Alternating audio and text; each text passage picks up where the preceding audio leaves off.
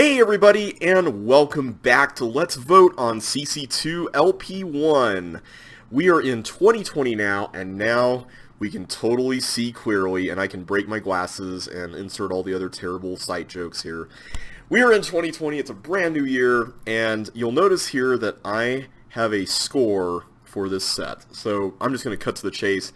I have played all the levels you're about to watch. And the reason for that is because I tried recording a video, actually multiple videos for this segment of the voting process over New Year's weekend, and it didn't quite turn out so well. I'm actually going to go ahead and get started here. There are no teleports in the lower half of the map or items hidden under blocks. This is a level I made, by the way. It's obviously based on the key issue from CCLP4. And it doesn't really do a whole lot with itself, I have to admit. Not exactly my favorite one. But anyway, while I'm playing this, I'll just go ahead and mention the gimmick of this is that you're not supposed to get any of the keys because there's a key thief here, and instead you're supposed to wait until the end when you get access to a yellow teleport, and the yellow teleport in turn, or two yellow teleports I should say. The yellow teleports allow you to set up something where you can then get inside after getting all the keys. So, yeah, it's okay, I guess. It's not particularly anything groundbreaking or super innovative, but I like this bowling ball section. I mean, it's cool, I guess. And this section over here, this was used in a Walls of CCLP1 level I made called When One Door Closes. So the gimmick of this is that you're supposed to not make a loop around here. Instead, you're supposed to go around here and do that, so you get rid of all the keys and can get out. And I threw in a couple of thieves there just because, well, just because. And then we have that. That's a thing. We have the slime section up here. It's not really my favorite level. I'm giving it a 2. I think it could have been a lot more than what it is. Honestly, yeah, it's okay. But anyway, while I'm going through this, I'm going to talk about what's been going on, because there's a lot of things that have been going on. First of all, with the videos, I recorded a segment of this set of 25 levels, and then, actually, wait a minute, where are the 2 remaining chips? Did I just miss them somewhere? Or? Oh, right, they're the ones over here. So, we actually have to get rid of this key at some point, so it's not really going to matter too much, though. So, why don't we go ahead and do this real quick. Go down here, and we'll set some stuff up. There we go. So that key's gone bye-bye. I'm actually going to leave that there for now. Let's just go up here and take care of this. So yeah, I recorded a segment. I had to stop at like 10 levels or so to go somewhere. And then when I got back, I continued recording. And then the game crashed for some reason. Like, that's almost never happened to me before. I'm not sure why the game crashed, but, you know, it happened. It was a thing. So, I basically had to access the task manager in order to fully, like, quit the game. But I made the mistake of not stopping the recording and just letting it continue, because I was, you know, curious about what was going to happen. Like, you know, that always ends well. And my curiosity led to a video getting corrupted as a result of going to the task manager. So I then had to replay all those levels again, and I ended up finishing the segment of 25, but then when I looked at what I had, there was nothing there, and I guess that video never ended up getting recorded. It was really weird, but I restarted my computer, and everything worked out fine. So I tested a few recordings, and they ended up getting saved, so I'm assuming it's good to go. We'll just keep on moving, and hopefully the set of 25 will come through, but they're not going to be blind. So this level is a take on the Walls of 3 Doors, I believe. It's pretty interesting. It's mostly a dodging level. Whoops. That is not what I meant to do. There we go. Oh, wait a minute. No. Yeah, so this is primarily a dodging level. I like it. I mean, there's really only so many things you could do with 3 doors as walls, I think, and I feel like this was kind of the best option. Wait, how do you get that to... There we go, is that it? No? Those 2 are on track. What about this one? Okay, let's just start over. I had this before, and it was like only a few... There we go. I think that was it. You have to wait a little while. I think that's what I was failing to do. And I failed to do there. Alright. We're already off to an excellent start today. Anyway, after the whole debacle went down, I was just really fed up with the whole thing, and I was like, you know what? Forget it. We're not even going to worry about this.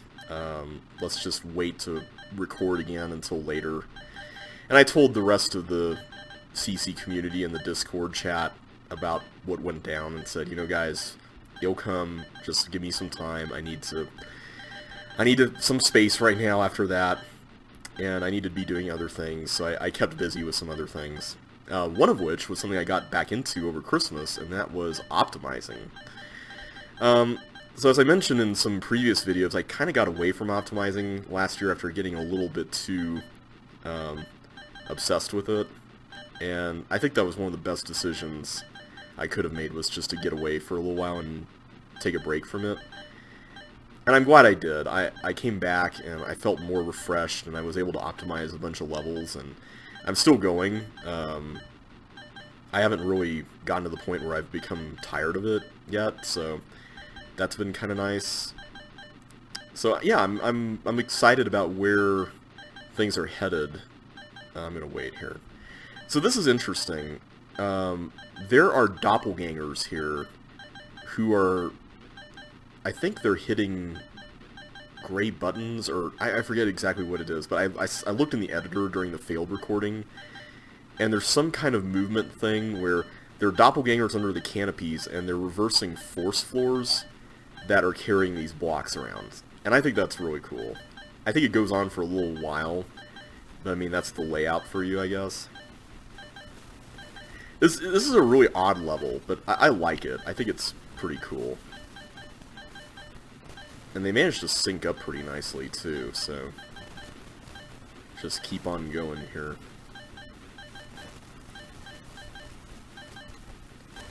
There we are.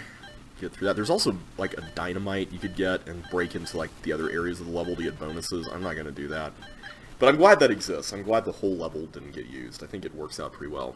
And we completed it 40 seconds faster than before, so that's nice. Moving on to She's Got a Ticket. So this is a railroad level, and I'm kind of uncertain about what to think of this one. I gave it... Oh yeah, I gave the last level a 3, by the way. Also, that's a dead end. So this is a level where you're kind of challenged to look at your surroundings and examine them, which I think is pretty neat. It's also got some loops that you could get stuck in, which I think is fine as long as it's not like a pervasive thing in the level. So like that area down there to the left would be one of them. I think one of the other areas you have to go to is over here. I'm glad that the size of the window helps you see where all this is. I'm going to go back to the beginning to get those bonuses. I would really like to get those. Yeah, I think this is an interesting level. I kind of wish it did oh no. No, not over here. I shouldn't have gone for the bonus. No. Alright, let's not go for the bonuses. But yeah, it's a cool railroad level. I just kind of wish it had a little more. I think these are the walls of Lesson 8, by the way. And, oh no, I just went to the area of doom. Yeah. That was dumb, again. Alright. I feel like I'm doing worse on this this run than I did on the initial one. We'll get it though. We'll get it. It's fine. At the very least, I'm in a much better place, like, emotionally than I was after all those failed videos. I did it again! I did it again. Okay. After all those failed videos the other day. But never mind that, let's talk about some fun things. Let's talk about Christmas, because Christmas was pretty interesting and a fun time. I had my family up here, and we got to hang out, and we mainly stayed indoors just because it was really cold when they got here. And the weather was such that they had to go through a bunch of, like, the aftermath of snow on their way up here. So, I think they were just ready to just stay inside and not brave the cold weather, even though it wasn't super cold, but it was still cold enough, you know? Anyway, I'll talk more about that later, because this level is really interesting. I gave that previous one a 3 as well. So, Strange Cacti. So, this is a really fascinating level that involves ice blocks and weird things you can do with them. So, what you have to figure out here is that you're supposed to go through here, but you can only go through here with the wire, and in order to get the wire, you have to go in here and then cross back through this, right? Well, in order to cross back through this, you would then be triggering this thing, which would then turn off the transmogrifier, and then you can't turn into Melinda to go through that sign. So, now I'm going to have to remember how to do this. I actually forgot now. Oh my goodness. I think it was this. So, you have to put this here, because if it's on that question mark, it's not going to actually dissipate into water, which is kind of cool. So then those clone, which allows you to go inside here. Alright, so now, what you have to do is you have to... It's kind of like the thing from Thin Blue Line. I wish I could show you the original footage I got of this, where I figured it all out, because Thin Blue Line I did not figure out, whereas this one I was able to, and it was really satisfying to get. So let's put that there. I'm going to put that there for now, and then we'll let that go around and hit it to turn to water, and then we're going to go here and... Oh, apparently die. I forgot there was dirt there! Alright, let's try this again. At least we have more time, so there's that. But yeah, the thing that took me forever to figure out was the fact that putting the ice block on the question mark actually did something. I didn't realize that was a thing, but I'm glad that the level has that question mark kind of as a little bit of lamp shading, you know? Calling it out. Wait, why did I put that there and not on the wire? I'm dumb. Yeah, I totally forgot when I first solved this. Apparently, if you put water, or if you put an ice block on a wire and then it turns into water, it doesn't actually sever the connection with the wire. I totally forgot about that. That was a thing I completely did not know about, and it actually got me stuck on this for a while. But then I realized, wait a minute, ice might be possible. Let's try ice, and then that was able to do that. Okay, so that's going to stay there. Wait a minute. Oh, right, I need to put this here. There we go. That'll hit the button there plenty of times. Okay, so this section. So in this section, we essentially need to head up there, but we also need to get inside this, and I think the idea here is that you're supposed to go in there, which I should have done here, and look at what you're supposed to do, and you're eventually supposed to take in a, I want to say a foil? Wait a minute, there is no foil there. Whatever, I forget, I remember you put the dynamite there. I remember that part. Because that allows you to get out of there with the foil. So we got the foil. So here you'll notice that there's ghosts, and the ghosts are going to go through the flippers. and then go down here, but you want them to hit this button 3 times so that it rolls over to 9, and then it then opens up the thing. And whoops, I did not mean to do that. So I think what you have to do... Wait a minute. I don't remember there being all these force floors here. Did I do this wrong? I must have done this wrong.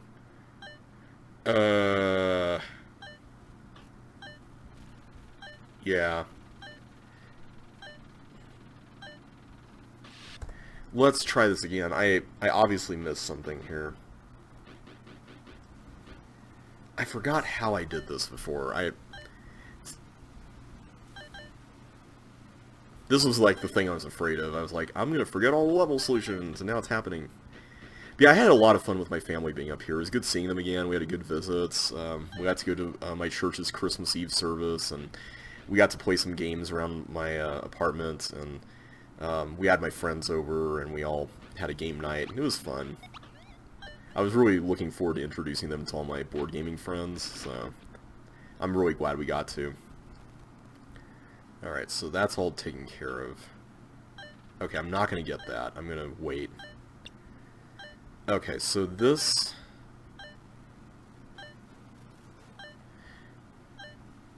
I distinctly remember that this was not this much of a problem.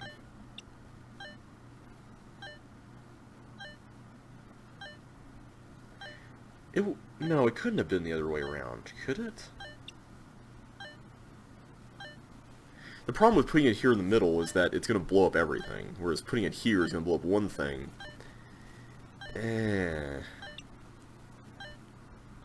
See, that only handles that.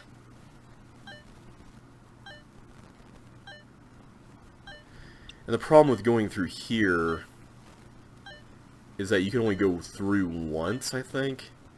Oh, that's what it was. You go through once, and then you blow up the... Yeah. Yeah, that's how you do it.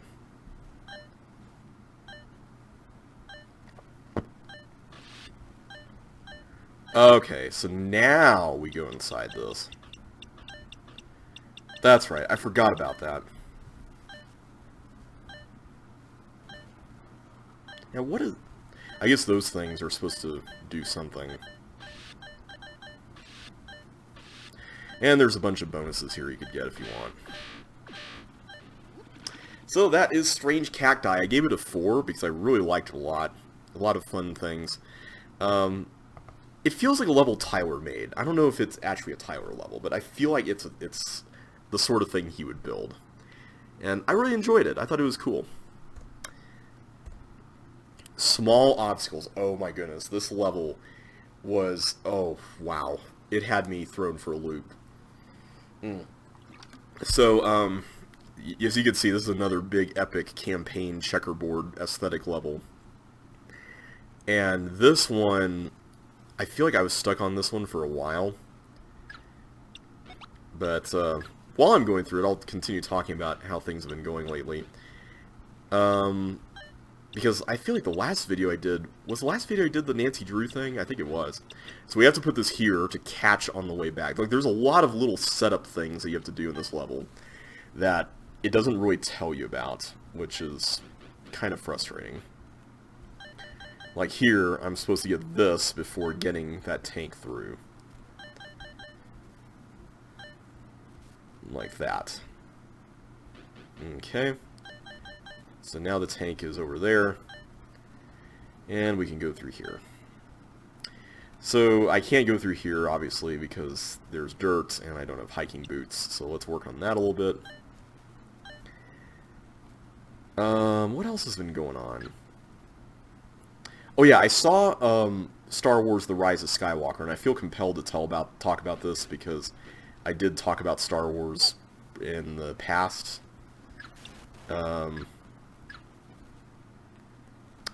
And I'll get to it here later, because I've got some rather spoilery things to discuss. So, there's a long level coming later in the video, like in the second half, that would be the perfect time to talk about it. And, I figured since it's long, it might be a good spoiler opportunity for lack of a better word, where I can talk about something, and if you want to tune out, you can. You know, it's not going to be a problem. So one thing I've completely forgot regarding the hiking boots is that the ghosts actually tromp the dirt down if they pick them up. That took me forever to figure out. But I can totally do that. Come in here, get those, and then come back out. And I think, if I'm not mistaken, I leave this here. Wait a minute, leave this, let's put it here. And then come back. Because we're not going to need that again until we come back around, I want to say.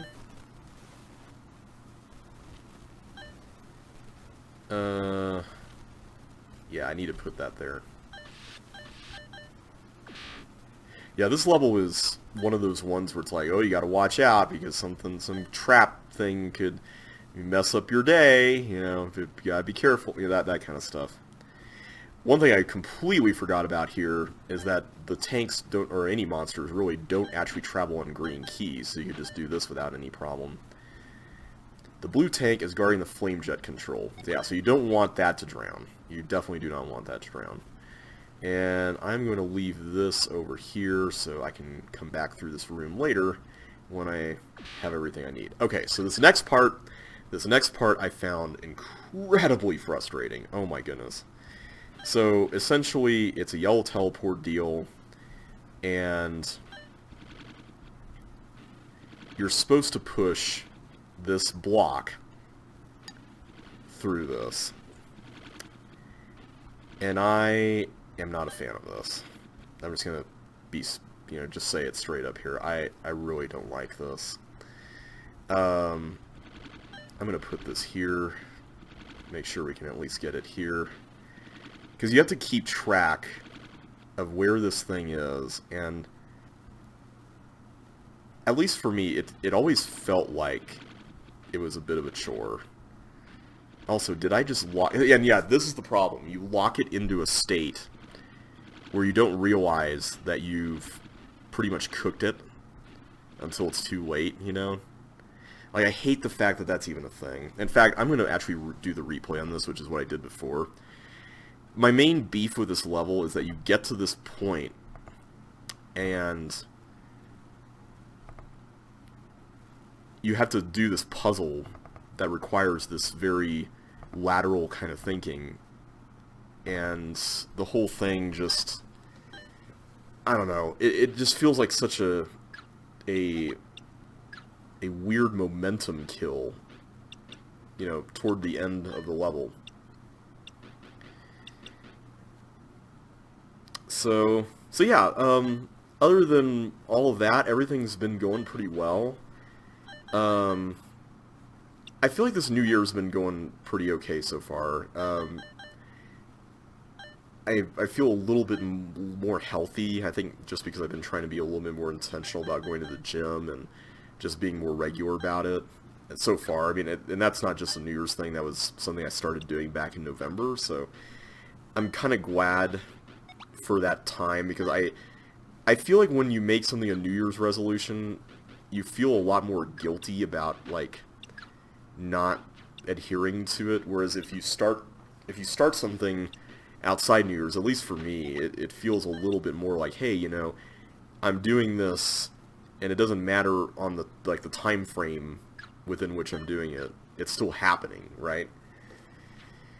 But yeah, I've gotten back into optimizing, and it was mainly because my family was here over Christmas, and I always feel weird recording stuff whenever anyone else is around, whether it's them or somebody else.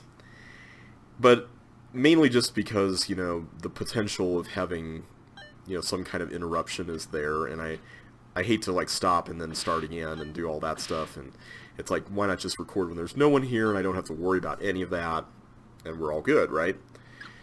So, another thing, too, and this is going to sound really awkward, I think I might have talked about this in a previous video, and if I have, please forgive me, is that I've always kind of had this weird perfectionism streak when it comes to doing things while other people are around.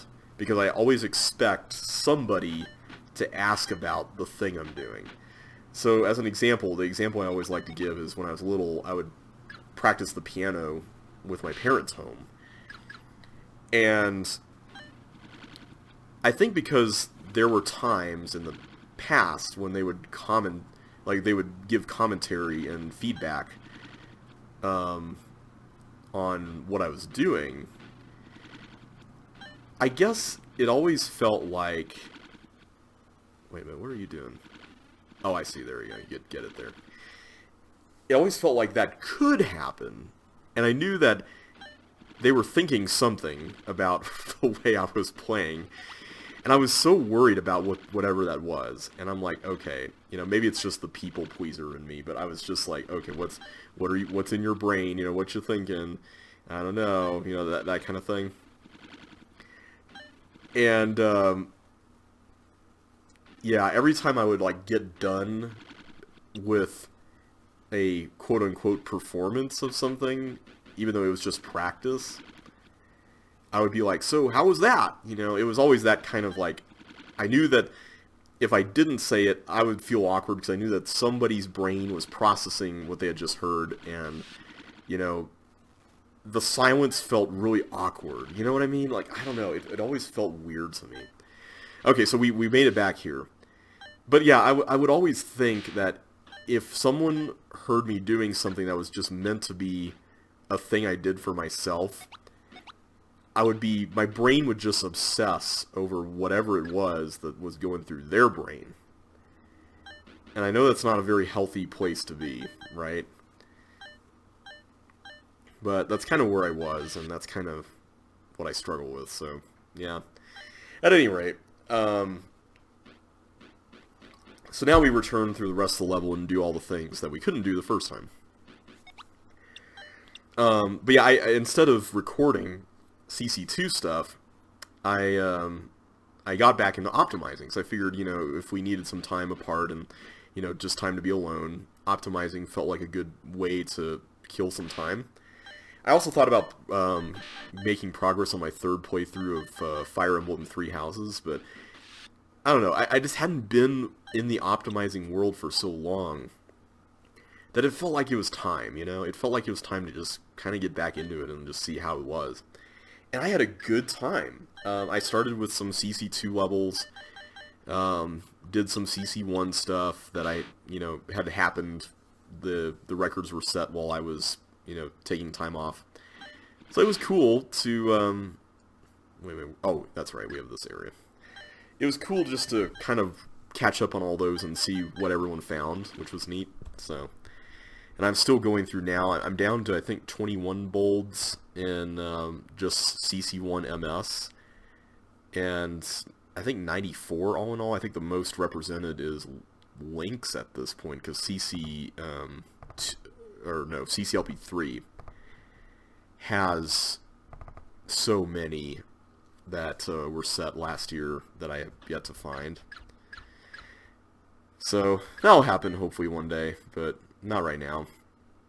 Anyway, this level is kind of a maze with ghosts, and the idea is that you're supposed to like go with and against the flow at various times. That last level, I initially gave it a 3, but I think I'm gonna lower my rating to a 2. I'm not a fan of the... Wait. I lost sight of where I was there. I'm not a fan of just how many, like, gotcha moments there are in it, per se. So I think I'm going to go down to a 2 on it. And I'll do that after this level. This one's getting a 1. I like the idea of it, but I'm not a fan of just how stringent the maze is from a layout perspective. It's like there's just this one path, and that's all you're getting. I know I shouldn't be distracted by shiny things. I see that yellow and I'm like, yeah, go for that bonus flag. You deserve that bonus flag, you know?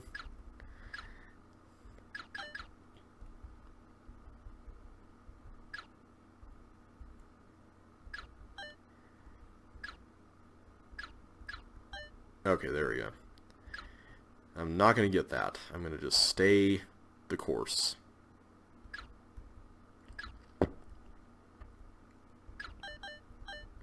Oh, whoops.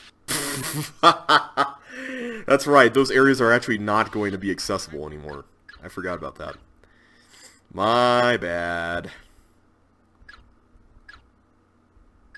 Yeah, the way the turnstiles work here is kind of interesting. I also bought a party game over Christmas with an Amazon gift card that I'd gotten, and I got to try it out on New Year's Eve at a party I had with some friends. It's really fun. It's called Wavelength, and the best way I can describe it is you've got this like wheel, and it looks like a game show wheel, but it's like a stand, and it has a cover on it, and then a dial. So it's like three things. It's a wheel, a thing you cover up, and then a dial that you turn, like a needle thing that you turn with a dial. And what's really interesting about this is that the game is about guessing where the wheel lands for the person who spins it. So the person who spins it is called the psychic, and they spin the wheel until it lands somewhere, and then they have this like little wedge thing that shows them various point values. So like the middle of the wedge is going to be the highest point value, and then, you know, there's going to be like two surrounding it that are a little lower, and then two that are a little lower. And okay, so first of all, before I move on, this level you basically have to get a bowling ball from this Melinda back and forth to trade items, which I feel like when I made, so this is the level I made. When I made this level, I felt like this concept was a lot more novel than it really is, if you know what I mean. It's one of those things. Oh wait, no, I need to get you there so that I can get the tank to push that. That's right. Get the tank to do it. Okay. Alright, I'm going to go send you down here so that you can let this thing happen. And then let's go ahead and release this. I think this is best. There we go. Now I forgot how I got rid of this. Oh, I got rid of it via the... Oh yeah, I forgot about that. I let the water stay. I should have done that. Is there a way to send it somewhere with a helmet? You know what? I bet we could do this. I bet we could do it. Let's get you in here. Alright.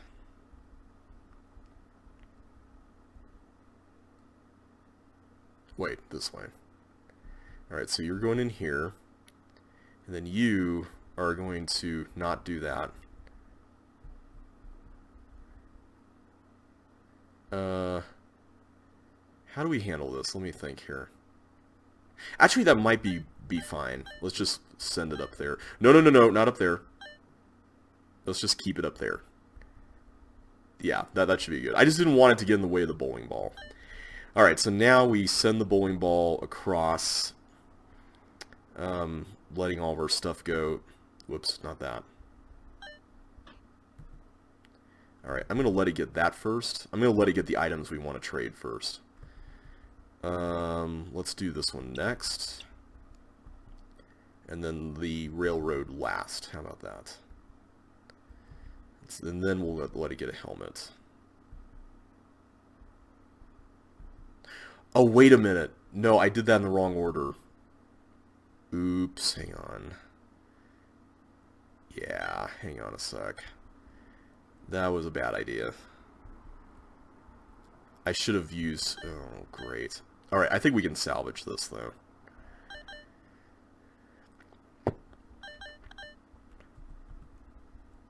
Okay, let's put that there. There we go. Okay, so if I go in here, I believe I can... Yeah, I can do that. That works. Okay, so that worked out. If I'm not mistaken, I think we're going to go back in that room later to do another trade. Okay, there we go. So now I get off that. And you have the yellow key. So let's send you in first. Open up all these. So this room is kind of weird. It's basically a room where I was just experimenting with hooks, I guess. That's kind of the extent of it.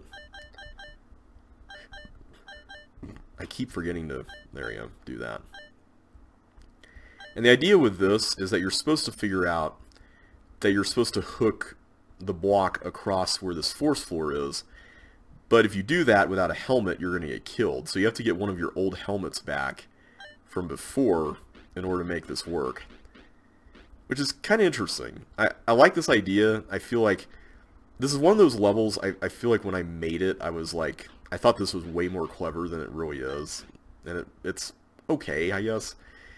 I like it because of the going back to the first section part of things. So what we will do here is we'll send in, let's see, where are you? Where's the one with the wire? You're the one with the wire. So what we could do here is we could send you in, get that, and then get this. There you go. So, let's drop that, and Miss Hook over here can take this over, and then drop the hook, and then go up here. The other thing is that we are also going to need to get a bribe. I completely forgot about that, so we can use the hook to do that.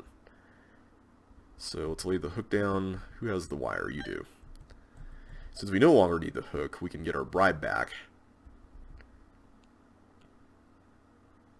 There we go. And this will allow us to go back in here and hit this without losing any keys, because we absolutely need... Okay, I was going to say, did I need to go through the trap? If I needed to go through the trap, I was going to be about to be a really sad panda.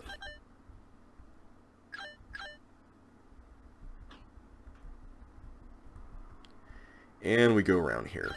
I really like this level. It's maybe not as clever as I thought it was originally, but I like the way it works out, where you have to go back to the first room. I don't know, I think it's kind of cool. I think it works out pretty nicely. So that is 3 times a lady, which is a reference to that Lionel Richie song. Alright, so this level, this is interesting. This one has this gimmick where you're supposed to rotate the maze 90 degrees, which is more visible over here. This is basically a clue saying it's clockwise 90 degrees. So I played this level a few times because this one ended up in both of the failed recordings, so I don't want to say I can play it blindfolded, but it's kind of getting to that point now, even though I died on that first attempt. Alright, let's give this a shot. 1, 2, 3, 4, 5. 1, 2, 3, 4, 5. 1, 2, 1, 2, 3. 1, 2, 3. 1, 2, 3. There we go.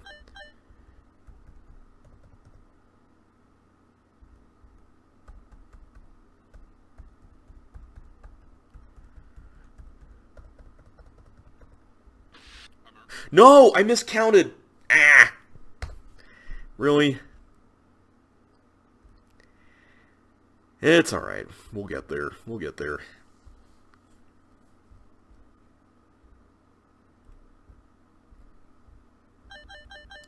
Boop, boop, boop, boop. I really like that sound. A lot of the CC2 sounds I kind of don't like. They're very... Somebody used a word in the Discord chat, which I also recently kind of got back into. Tingy, I guess? I don't think that was the word, but that's kind of how I read it.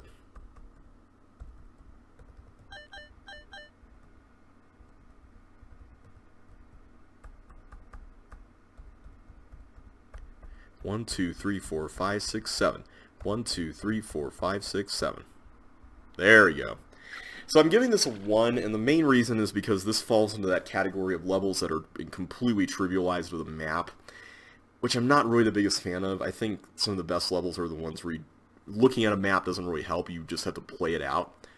And I understand you could play the game without a map, but I feel like if that's like the foundation of your level and it can be completely undermined by doing that, it's probably not the best level. And there's probably just a few exceptions to that in my book, but this is not one of them for me. Cool idea, though.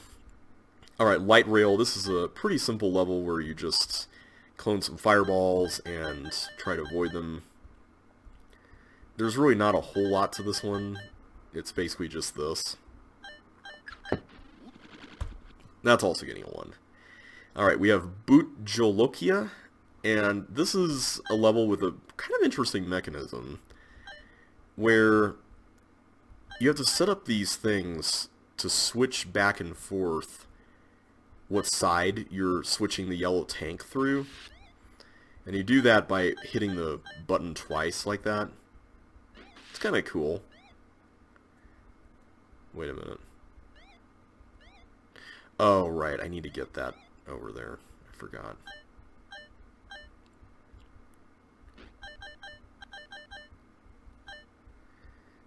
There we go. Now we can do this. There we are. Then we go to the other side and do that. Thankfully we can loop around here at the bottom, which is nice. Cool, cool. Then it's just a matter of going down here. And you can get some bonuses by making a few loops, which is not particularly hard. There we go.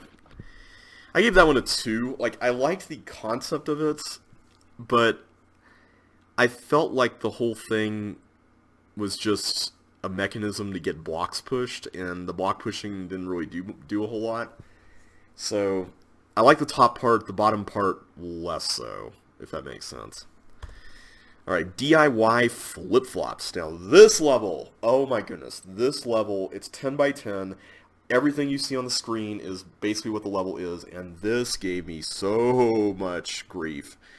I had such a hard time with this, but it is one of my favorite levels in this half of the set, and I absolutely loved the way it works. So it's a yellow teleport level, and what you're supposed to figure out, if I can even remember how to do it, is that... Wait a minute, now I'm trying to remember how to do it. Oh my goodness. Oh, how did I do it? I feel like I did something like this. I did something like that. Oh wait, did I? Yeah, I did that. I went through and then, yeah. Except now I'm blocked from doing a thing, getting the blocks. Hang on a sec. Just doing that part was hard enough the first time around. Oh my goodness. I think I did do something like this, though, where the order of the blocks was more like this. Except I wasn't an idiot about it. It was probably more like this. There we go. Wait a minute, that's not... Oh no, that wasn't the solution. Oh no, now I forgot what the solution was.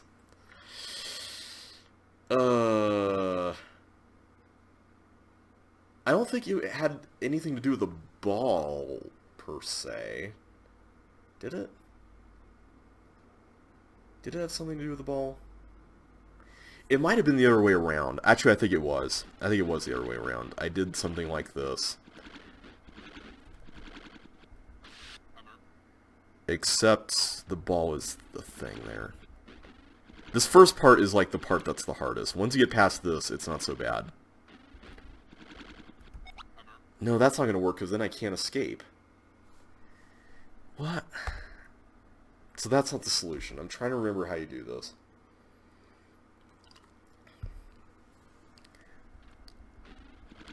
Was it a matter of getting... Hang on. It might have just been a matter of getting a partial post like this. Not like that. Now I can't get it, can I? I don't think it was like that. That's kind of like the pushy method. And I know there's another way to do it. Oh, boy. Oh, I can't remember how to do this.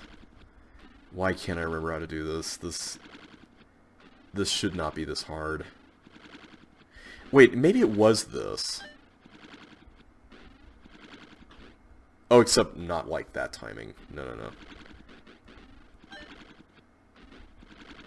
Ah, I keep messing that up. Hang on.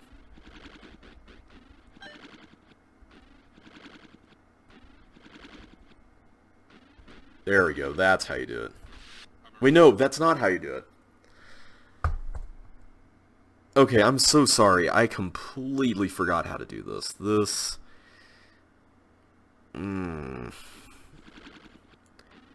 This level. This level is a thing. And I love it, but I forgot how to do this first part. I honestly did. Hang on, let's just map this out. I don't want the clock to run out.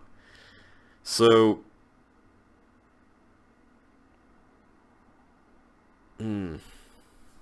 I feel like I had to go to the bottom to get that one. I do think that was correct. Wasn't it? What am I missing here? What am I missing here? I know I'm missing something.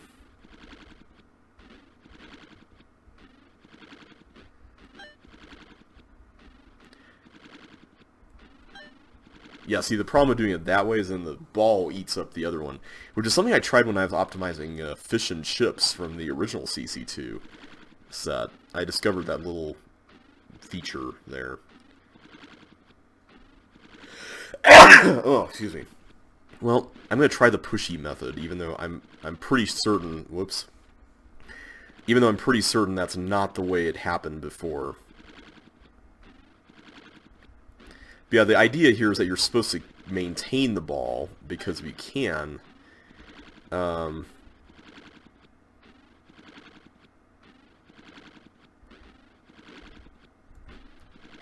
wait. Of course that's not going to work. What am I thinking? Oh, man.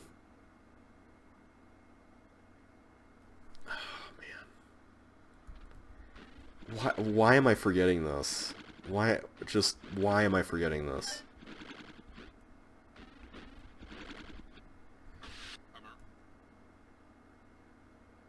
Okay, I don't know what I was expecting to see happen there. That's obviously not the correct solution to anything. I could have sworn it involved putting the blocks up like this.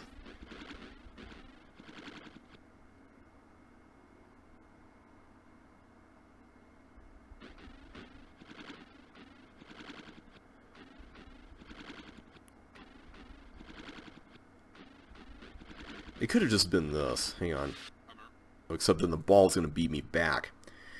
I promise I solved this before. I promised I did. And now I forgot how I did it. So hang on. If I put... Well, let's just run through the combinations. If I put this, the dirt block here, and then the other block there, I might be able to make it through. But I thought it was at the bottom. I thought it was at the bottom.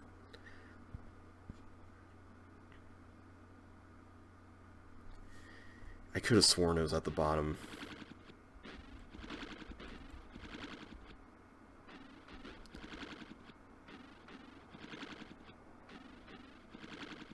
See, the problem with doing it like this is that I'm not recalling any kind of retreat. Oh, wait, no! I put it here and then I pushed the block.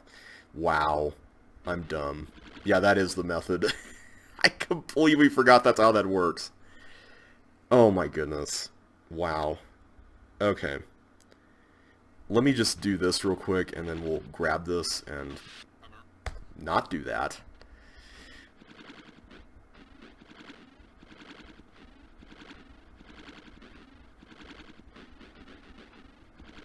No, no, no, no, no, no, no, no, no, no. Stop, stop, stop, stop. No.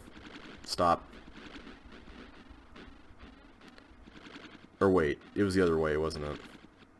Yeah, it was totally the other way. Not like that level, not like that. Now I'm just getting flustered. Wait, why am I doing that? Do that.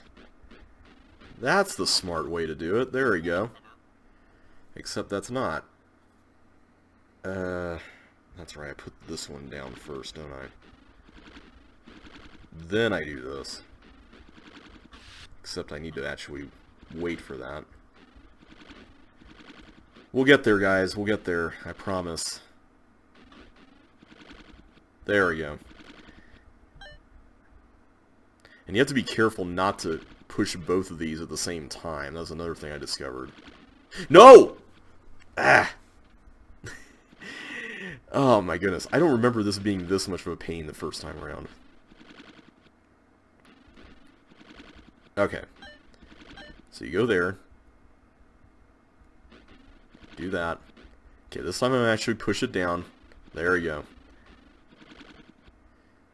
Okay, so what I'm going to do here... There we go. Then I can get those. Alright, so I'm going to leave you over there. That way I can conduct some business with this. There we go. Alright, so now that we did that, finally, we finally did that, I'm going to change into Melinda, and then I'm going to go over this way. So what we have to do here is we need to get both blocks over into that black button area, which is pretty simple.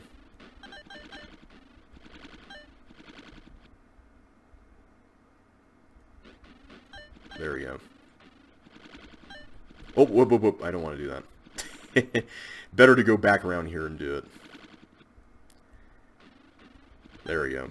Now we can set this up. So now what we want to do is we want to set up a route.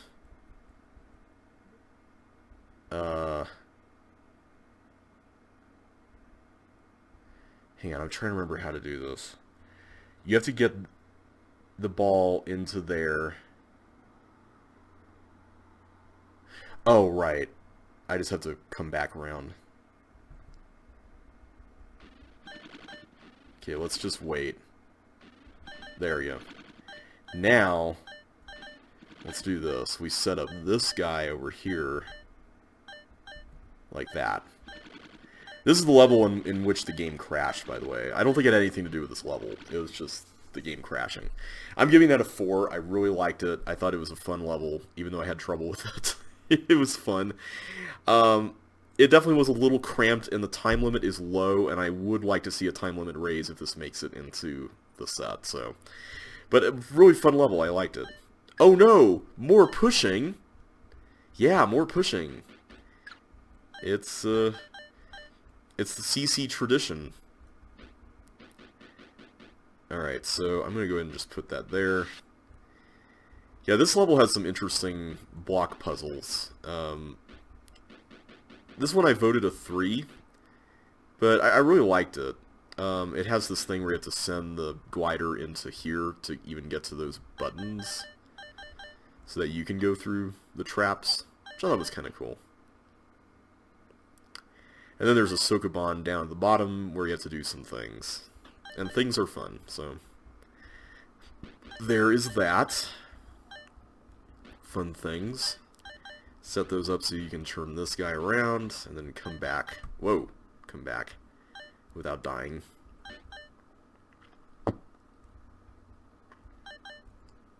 Okay, so this is a little tricky, but oh, and I totally forgot to even get the key that we opened up. There we go. Now we can move on. So this is kind of a little tricky, but what you have to figure out here is that you need to get this block into this section once the time comes for that.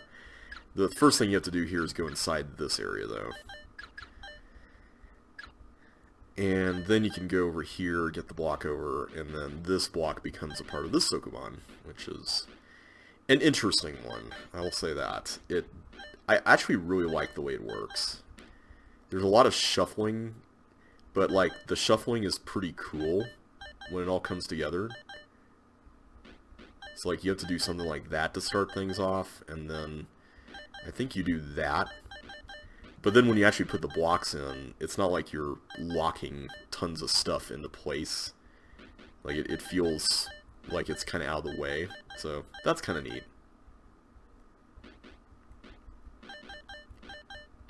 So you do that, and then you can use this area down here as a loop. I think you can use it as a loop. Don't tell me I messed this up. There we go. I do that first. So you do that, and then you can just get the rest of it into place. No problems. Like that. Like that. And onward. Alright, so this next section is very tricky, and the thing you have to figure out is that you want to leave that chip there. I did not get that the first time. You also have to figure out that the fireball is pointing up, which might be what these yellow tiles are all about. I don't know. It's really weird. But basically, you send the fireball into this area here, and then if it loops back around, then you can send it back through, I guess. It's really awkward.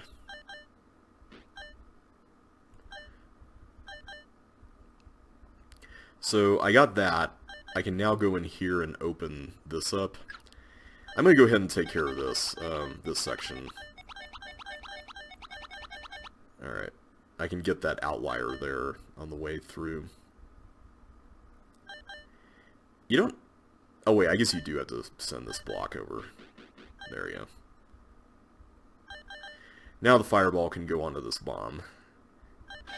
I felt like this puzzle was a little out of place because the level is supposed to be themed around pushing blocks, and that wasn't, and there's a bonus there apparently. Okay, I am going to go do that. Okay, that's the column we need to go up, so let's work on that.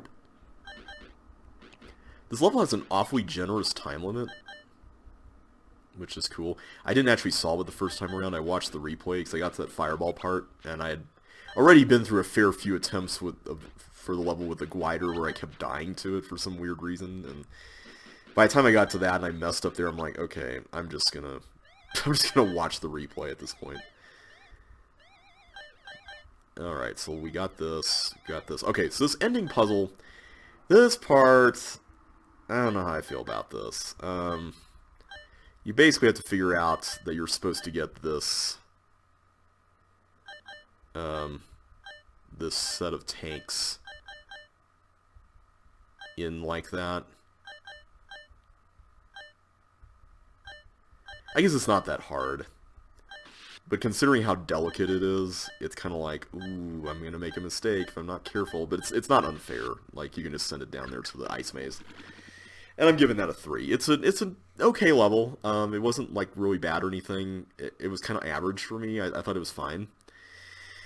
The next level, on the other hand, this one was one that I got stuck on, primarily because, so this is another one of those 4-letter levels with a lot of really random stuff in it, and this one has a really weird twist. So at the very bottom, you'll notice that little maze that Melinda is in, and there's like a trapped chip up there. Well, there's a couple things in here that are a little odd. So one of them is that there's a bowling ball that you can only get as Melinda, and I don't know what that's for. It may be for this cloner down here with the ghost in it. And like, maybe you're supposed to kill that so that you don't get chased the exit. But the thing is that it's only the first ghost that gets to get those speed boots. So once that first ghost, you can just let it by and then just go right to the exit, no problem. The other thing is, every single canopy here is a wall except for this. But apparently that's not open. Hang on. It might be a toggle issue. Yeah, it's a toggle issue. So Melinda can just go here, and then Chip can just go down here and not even worry about the ghosts by just doing this. Yeah, like that.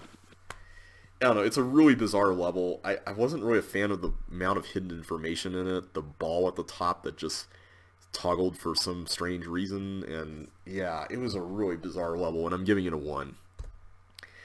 Alright, I'm going to actually make an exception here and just play the replay of this by default. In fact, I'm going to do that for one other level that's coming up here in a little bit. And the reason for that is because this involves some of the most ridiculous timing that I have experienced in a CC2 level to date. Maybe it's not as bad as it actually was in like objective reality, but I had so many deaths on this that I'm not going to put you through it. Basically, it's a dual character level. you have to get this toggling thing to get out of here, but then you have to push both these blocks and slide around without getting killed, and yeah, it's that little maneuver right there. That little maneuver took me forever to get. Like, oh my goodness. So this part also involves some quick timing on the part of like switching between who's holding that down. So in that case, you switched it to the block, right? But then Melinda's about to go back and do this. And now Chip is going to have to come around, right? Alright, so Chip is going to come around. The thing is that Chip is going to have to get out of the way. Yeah, like that. I guess that's not as bad as the first section. The first section was a lot worse. So this section is interesting. This section, Chip has to go down here, and Melinda has to be used as a shield in order to keep Chip alive. I actually like this idea. I kind of wish that it did a little bit more as far as like what you were doing. But I like the idea of being kind of this goalie for Chip. And here you can just drop ice skates for him. So maybe this wasn't so bad. Maybe I didn't actually need... Whoops. I wasn't talking to you, Siri. Things I have to put up with. Indeed.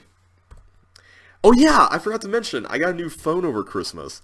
It's funny because I haven't really upgraded my phone in like 5 years. Like, the last phone I had was an iPhone 6, which is not exactly a very new phone. It's actually a pretty old one. Alright, so this is the level I was mentioning earlier. This is the one that has the, the layout that's going to take a long time. It's called Downriver Push, and it's essentially ICU, you could probably tell by this opening room here, where all the walls are converted into blocks. And then the rest of the level has water, except for like some spaces like the middle, and then some of the areas like the ones you see there where the teleports emerge. This is a really interesting level, and I got some thoughts. I have some thoughts on this. Because this, oh my goodness, I was playing this level for a while when I was... Whoops. That is not... I know I did this in some way before. There we go. Okay, now they'll all die. This is the level I mentioned that will take a while. There are 4 bowling balls which will make your job easier. Indeed they will. Oh my goodness. This level is long. But I really like it, despite it being long. I know that that's kind of a death knell in some people's minds for levels. But trust me when I say that this level is actually kind of cool. I really like it a lot. It's got some interesting stuff in it. And I'll show you guys a lot of that here as I play it. And I'm going to have to remember how I solved it, because it's one of those levels that's a little weird in terms of how you go about getting to certain places. But if you can figure out how to do it, it's definitely really satisfying. And that's, I think, the thing that I enjoy the most about it. So like getting to this lower right-hand section was like the thing that I was determined to figure out, because it eluded me for pretty fair chunk of the time I spent on it last time. But the bowling balls can be used to break through a lot of these blocks, and that makes things a heck of a lot easier, which is really helpful. So anyway, I figured I could use this time to talk about The Rise of Skywalker, because oh boy, do I have some thoughts on this movie. This movie, and yeah.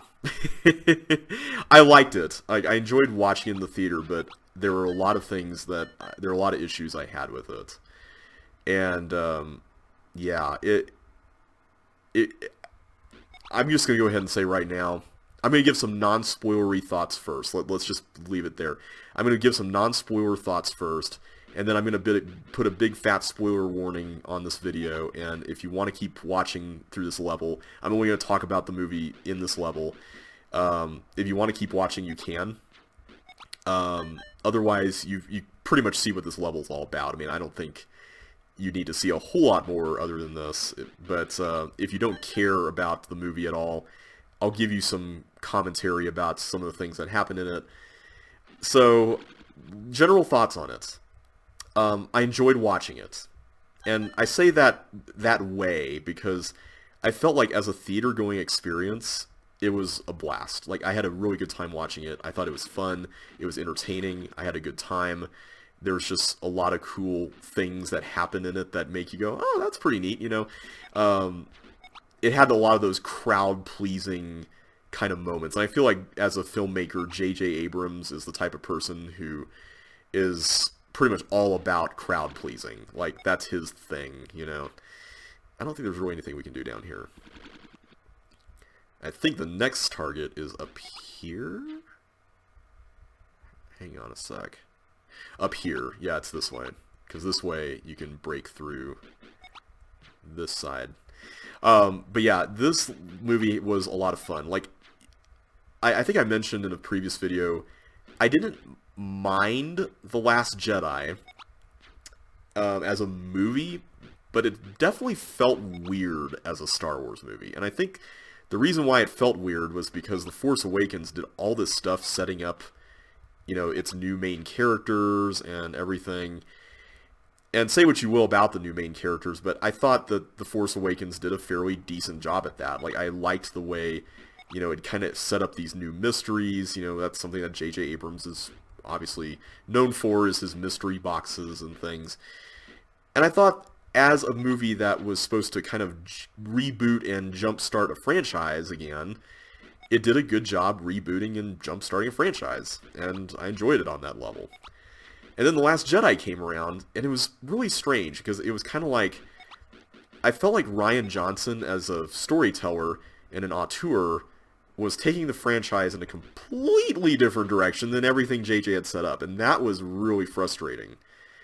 Like, it was frustrating because I liked some of the ideas in that movie. Like, I liked the idea that, you know, anybody could become a Jedi. You know, it wasn't this dynastic thing where you had to be this person of privilege from a, you know, well-known family who had this history with the Force and, you know, all that stuff.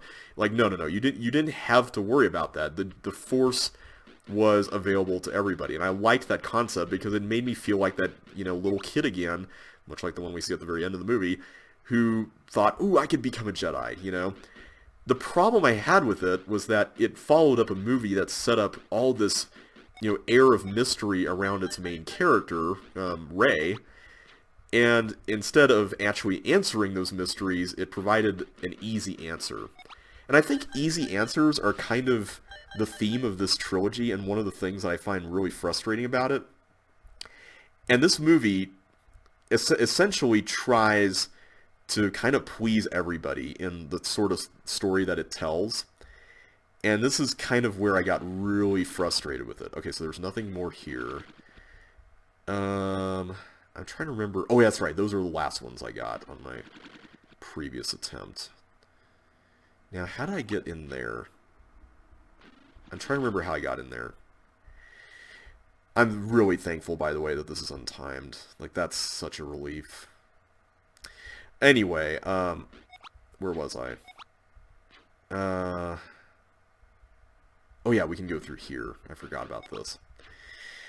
Anyway, in this movie, I felt like the movie was basically 4 hours of worth of story that they tried to cram in into 2 hours and 20 minutes. And I could feel it. You know, you could feel that breakneck pace of, like, we want to cram in all these things and we don't have time, but we would really love to visit all these places and, you know, just get to know all these characters more and everything else under the sun. And it's like, guys, we have to draw the line somewhere, you know. And I felt like that's what a lot of the Disney execs ended up doing, was like, okay, JJ, you got to draw the line somewhere, buddy, you know, that kind of thing. And that's, by and large, what I found really frustrating about it, was that it felt like a studio movie, not a, you know, a singular vision from someone who wanted to tell a good story. And I say what you will about George Lucas. I know I kind of keep coming back to this, but I always felt like Lucas was pretty good at crafting a world. You know, I know everyone rags on him for Jar Jar and for the, you know, silly romantic dialogue in the prequels, but I actually think that he's good at world building and, like, architecting an overall story. You know, just leave the romantic dialogue to somebody else. in this trilogy, it's obvious now that we see this movie, and it does so many things to backpedal what The Last Jedi did. And I'm not going to get into all of them here, but I don't think this is yet a spoiler because this was in the trailers, but Luke is in this movie as a Force ghost, right? And you hear his voice in the trailers. Well, the first trailer. I don't know if he was in any of the other ones, but there's a scene where someone's about to throw a lightsaber, just toss it, kind of like he did at the beginning of The Last Jedi, and Force Ghost Luke walks out, catches it, and goes, "A Jedi's weapon deserves respect," and it was like, whoa, man, you came a long way. And I'm not saying that wouldn't have happened in The Last Jedi, because I feel like the Luke in that movie had an arc, like, enough that, by the end he would have done that. I don't think that, that wouldn't have happened at the end of that movie, but I do believe that, it was intentionally done kind of as a jab. Maybe not a jab at The Last Jedi, but kind of a like, here, fans, who didn't like The Last Jedi, we're throwing a bone at you. And that's what I found for a lot of the movie. Like, there was a scene at the end during the final space battle where Poe Dameron is doing some things, and things aren't going very well. And then, well, okay, I guess we're getting into spoiler territory now. And then Lando shows up, right? And Lando shows up with all these ships, which we see in the trailer. And he said, you could hear this voice on the radio saying, "We're all here for you, buddy," And it's a really cool moment, like, for us as an audience, because we love Lando and we know him. But, like, Poe barely knows Lando. Like, they just met, like, for a few minutes earlier in the movie. And it's kind of like, that line was written for us and not for Poe, right? And contrast that to Avengers Endgame, where at the very end of the movie, I'm sure many of you have seen Avengers by now, but at the very end of the movie, Steve Rogers is facing down Thanos' army all by himself after everyone else gets beaten down, and then you hear this crackly voice on the radio. It's the voice of Sam, and he's like, "On your left," which is a line from Captain America: The Winter Soldier. And as an audience, we love that, but man, Steve Rogers, that would have meant everything to him, And it's that kind of writing that just kind of bothers me, and that's how I felt throughout a lot of the movie. There's also, I'm intentionally not going on here because I want to finish my thoughts on the movie before we go on. There's also so this is fully getting into spoilers now, because this is like an actual character development thing. So, spoiler alert, you can come back after I move on to the next level.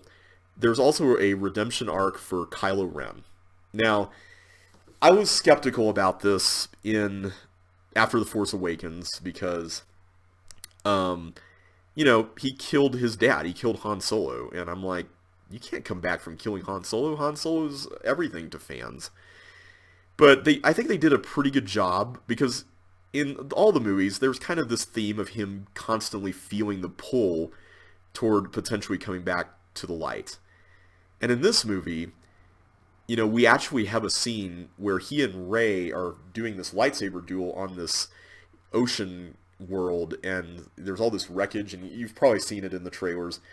And in the middle of the movie, in the middle of the duel, he's about to defeat Rey, and then Leia reaches out to him on her deathbed through the Force, kind of like she did with Luke all the way back in The Empire Strikes Back. And when Kylo hears that, he gets distracted. And he basically gets distracted enough that Rey has an opening and stabs him, I think is how it went down. And then he kind of comes to his senses, and she can kind of tell. And so in that moment, she decides to use the Force to heal him, which I thought was kind of cool. And then we see the scene where and I think this is also Leia's doing as well. I think it's implied that she kind of, I don't know how she did this, but, the Force is weird. I don't know. But she essentially somehow gets him to come to his senses enough that he sees a memory, not a Force ghost, but like a memory of his dad. And they essentially replay the scene on the bridge from The Force Awakens where he stabbed him. But in this case, in this instance, instead of stabbing him, he throws away the lightsaber and decides to cast off the identity of Kylo Ren. And I thought that was neat, because, I mean, if you are going to redeem Kylo Ren, you might as well replay the scene that caused him, like the moral event horizon, as it were, that caused him to fully go dark.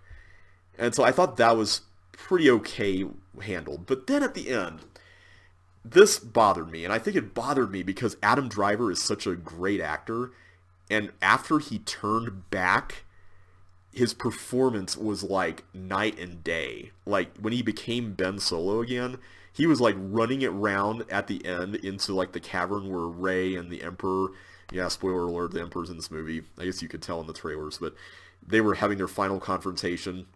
He runs into this cave with a blaster, and it's like, oh my goodness, this dude is totally Han Solo's kid, right? Like, oh my goodness. And then, you know, he like jumps on something and he falls on some rocks and he goes, ow. And it was just like the most downplayed ow ever, but it's like such a human moment, and it was so awesome.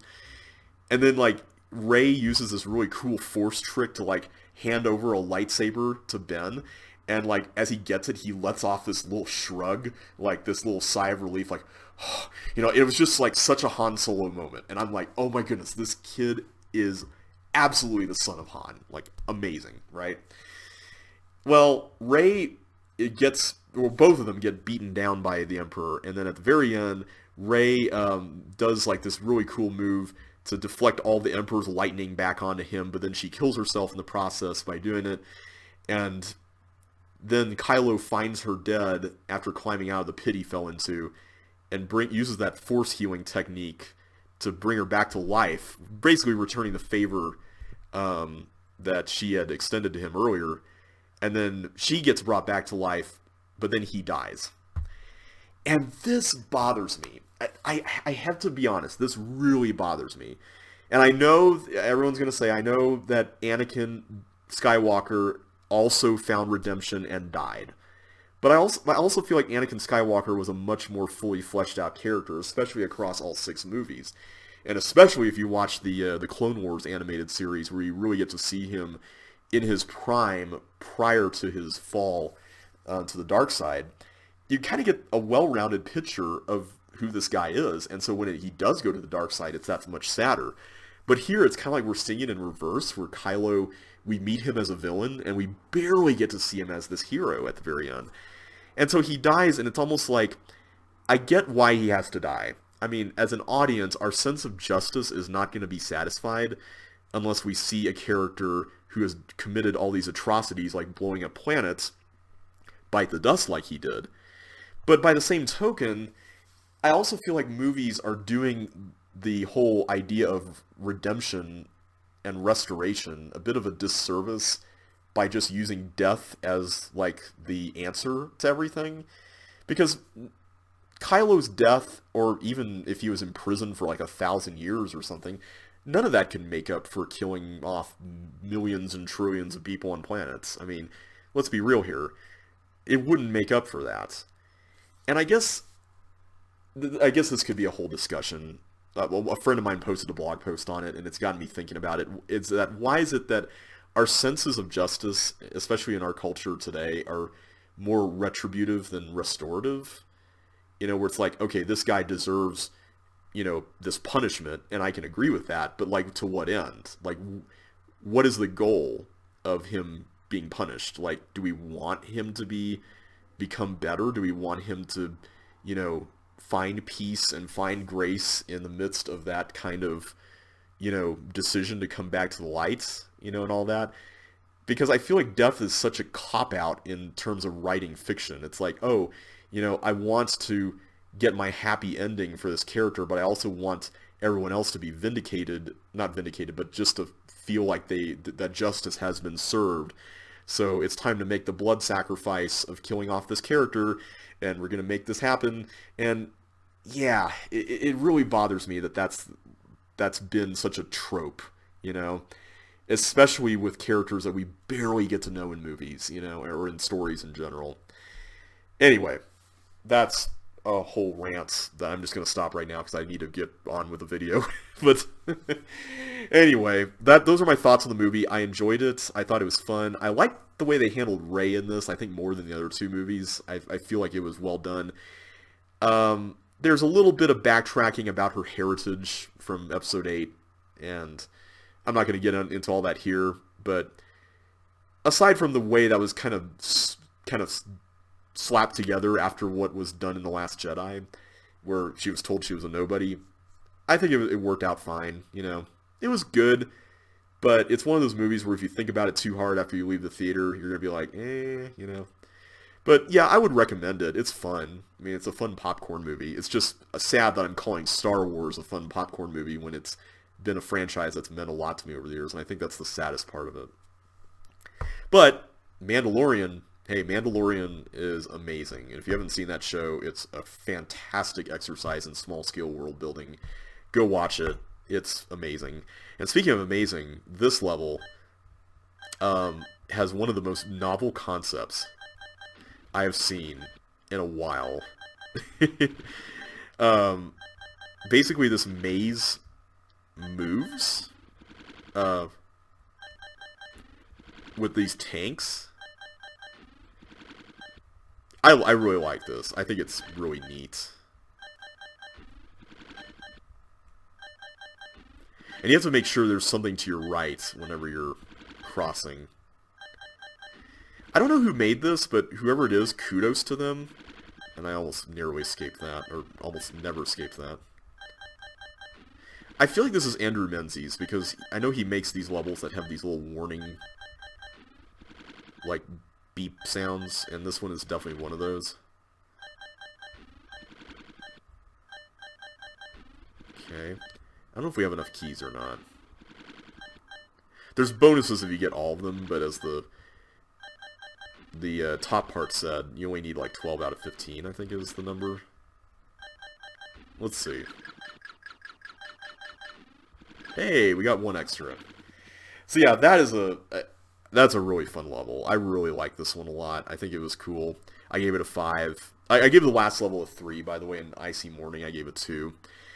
Downriver Push, so I didn't actually give my thoughts on it. I liked it, and I liked it mainly because its whole aesthetic just kind of opened up as you played it, which I thought was neat. And I like that feeling of expansion. I think that's one of my favorite things about it. This level says this is the only dynamite in the level. If you can hold on to it until finding the blue keys, it's worth extra points.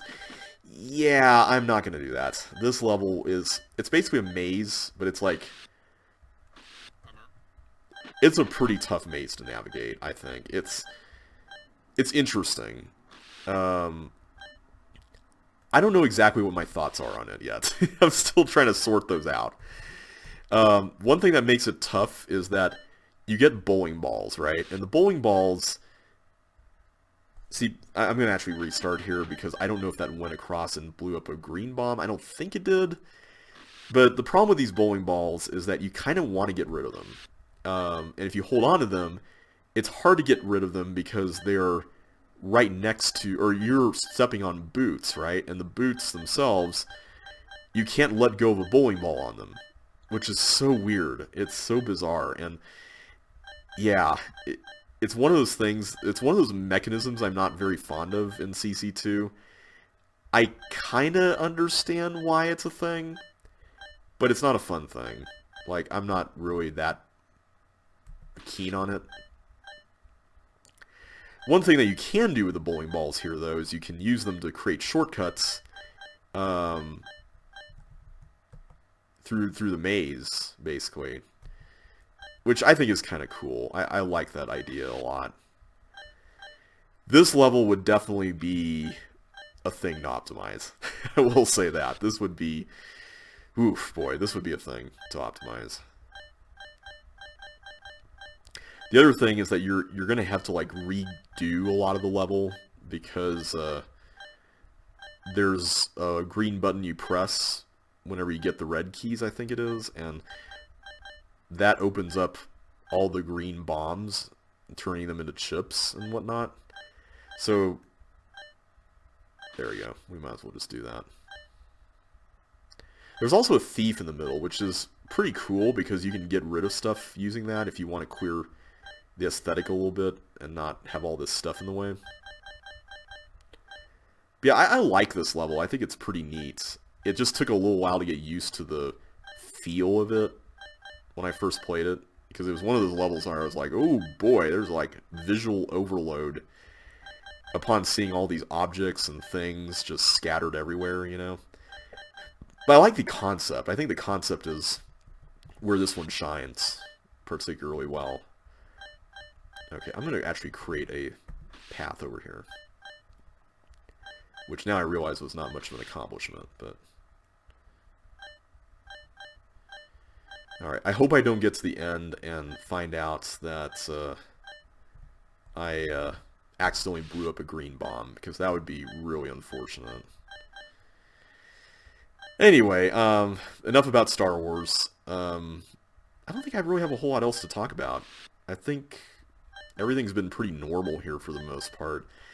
I'm mainly just getting back into the swing of things with work and regular game nights with friends and stuff like that. It's been a fun start to the year so far. Let's just do that, because I know there's a bomb there, so that works out.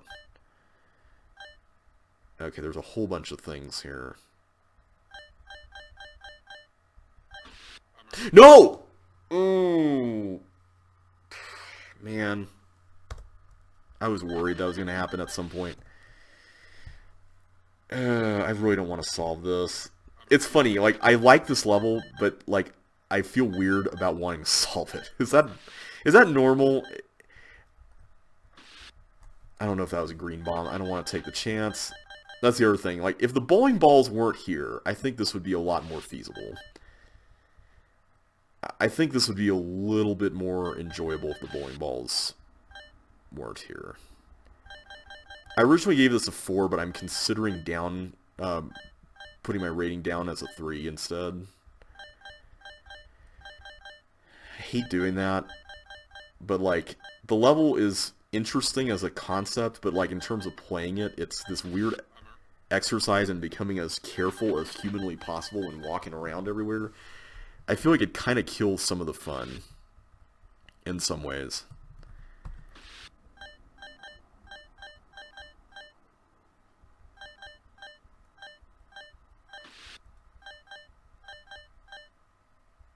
You know what I should do? I'm going to try something else. I'm going to try going to the middle, because I'm pretty sure, yeah, we can just go to the middle right now. Alright. I'm just going to get as many things as I can. And you're going to accept all my bribes. You're going to do all the things. And, yeah, you're just going to... I'll clear the path for bowling balls whenever necessary here, but I'm just going to try doing this. It may be tedious, but I feel like this is going to be a lot more enjoyable as an experience. Let's fire that there.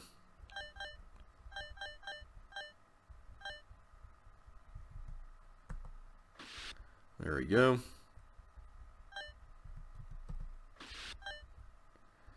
Cool, cool. No! I knew that was going to happen. I'm going to go into a bomb thinking it's an item. I guess that's kind of the trap of the level, if you will. Ah! I did it again. Thankfully, this level is not, like, super crazy huge, which is kind of nice. At least I don't think it is. Maybe it is, and I'm not realizing it.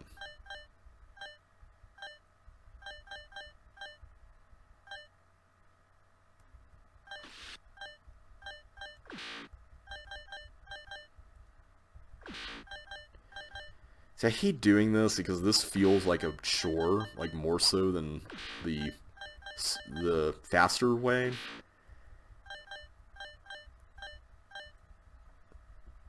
But I hope this is better long term.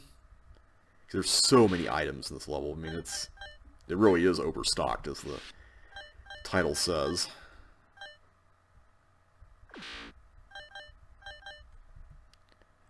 Alright, I don't know if this is actually going to go clear much, but let's find out.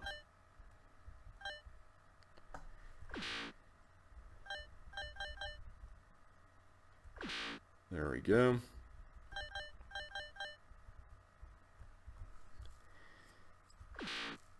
Yeah, I think we're going to stick with this method. For now, at least. The nice thing about the railroad signs is at least they contrast well enough with the other stuff, specifically the bombs, that I feel like they actually end up helping.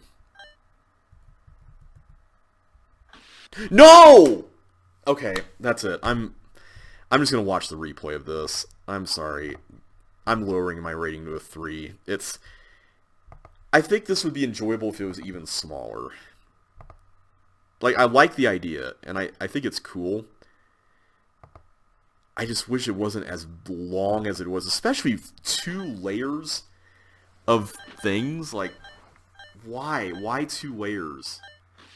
Like, why does there need to be that many layers of stuff to go through?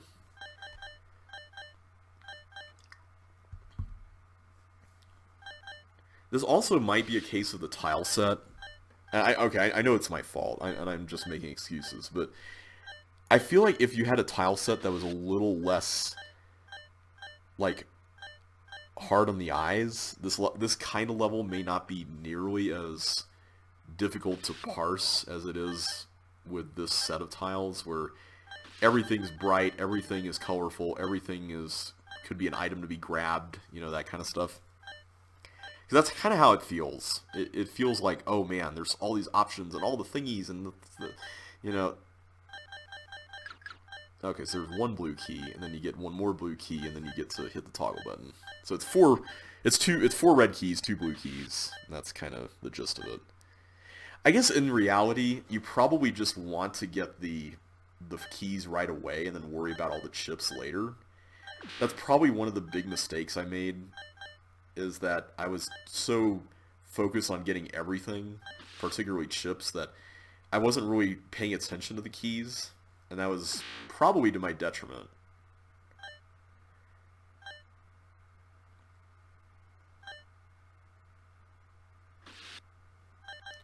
I think you can walk around the whole maze without having to use a bowling ball. I'm pretty sure, which I'm really thankful for.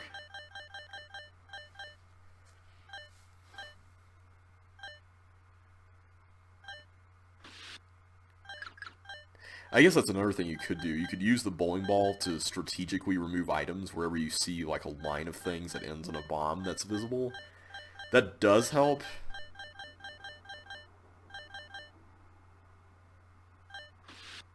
There we go. There's the bonus flag if you got the dynamites. And now comes the long fun process of getting all the rest of the chips. So let's do it.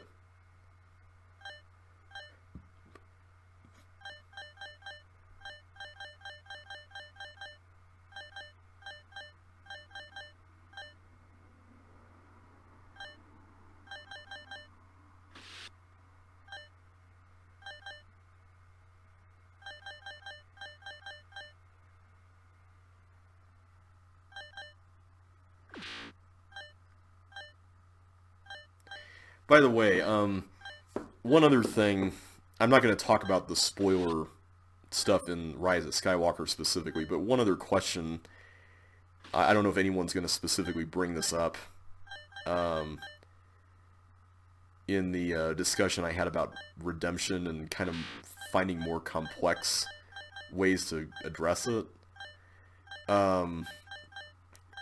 One of the things I would like to see in these kinds of stories where a villain gets redeemed in some way is how one would go about, like a model for how one would go about making restitution or reparations in some way for the wrongs that they do against other people. Because that's what I mean by restoration, and I feel like just using that word kind of feels like it's oversimplified.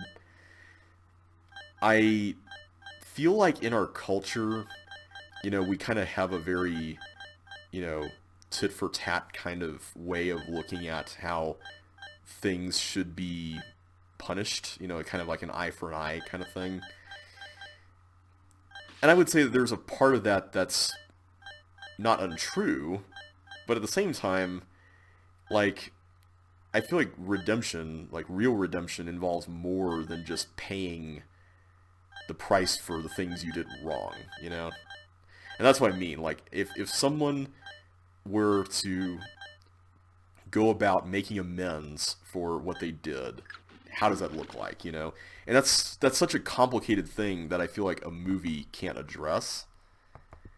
Um, and that's why I feel like we haven't seen it very much. So that's kind of more what I was getting at. I wasn't trying to say, you know, wait, how does this person, you know, end up getting served or serviced by other people when trying to be a part of society again or something like that. Like that's not what I was trying to get into there. It was more, how does this person learn and grow to be a better person is, you know, more what I was trying to get at there. Anyway, I just want to make sure that that was made clear in case someone was wondering about it, because I want to make sure that my intentions in bringing that up were not vague in any way. So anyway, this level is called Parallel Dimension. It's basically a level where a bunch of things are on walls except for a few certain rooms, and I think you have to do like every 3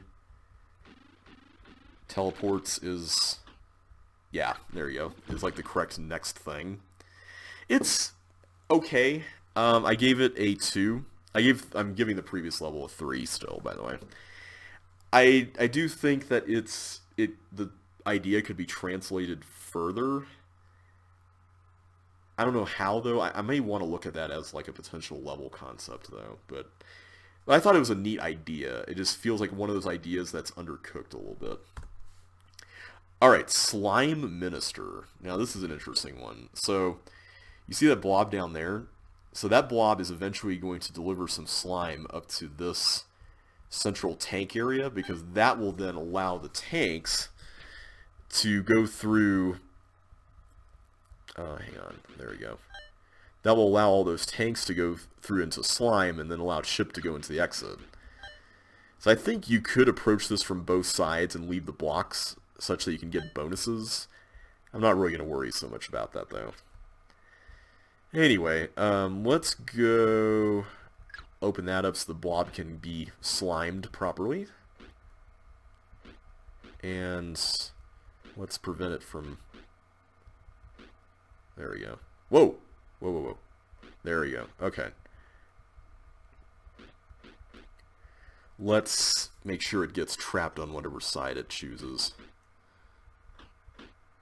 No! Come on. Come on, blob. You know you wanna. There we go. There we go. Okay. Now let's push this up. Okay, now let's make sure it doesn't go off that way.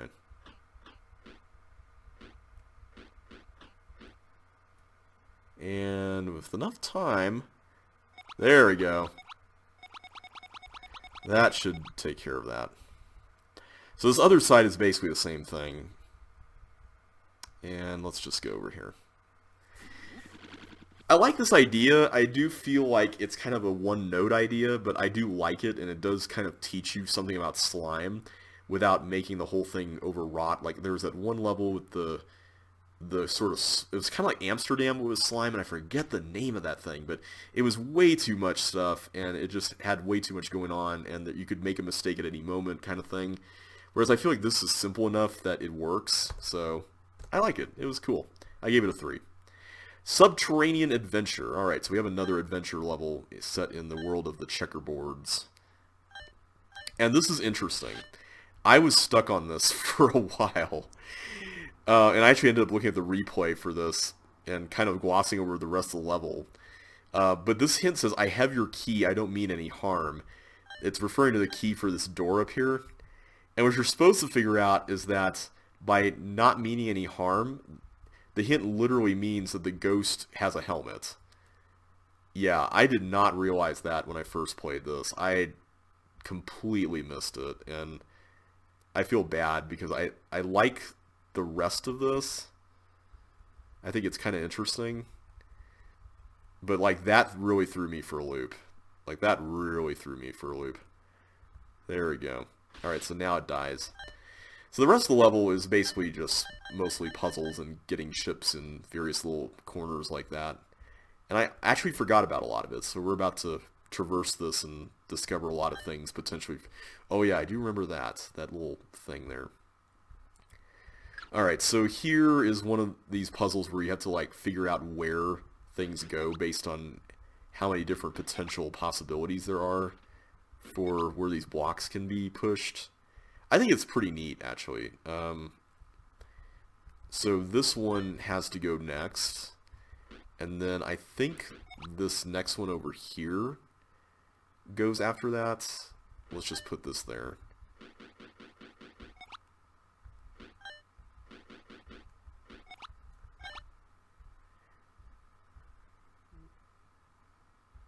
Okay, so this is interesting. This control, I think, yeah, it switches those force floors. I'm guessing there's like a hidden wire tunnel through these two blocks. That's my theory on that. But this also has to switch too, right? So I'm wondering how that works. There must be some interconnectivity there.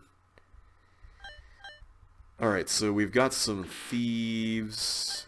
Got some more bonus stuff. Wait, I thought I saw something here. Nope, nothing.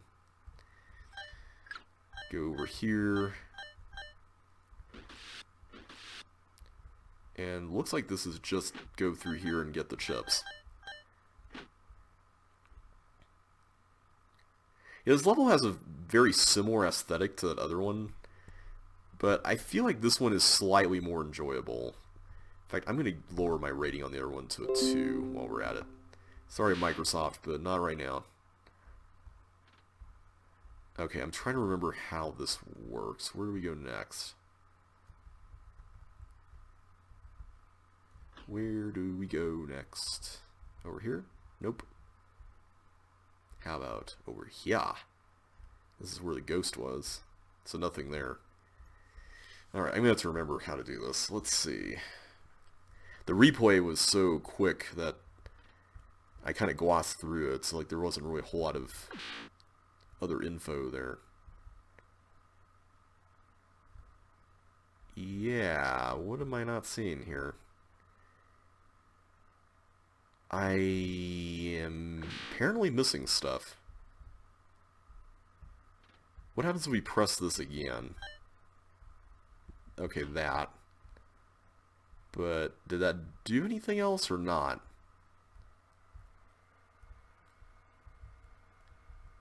There's nothing else to do in this room.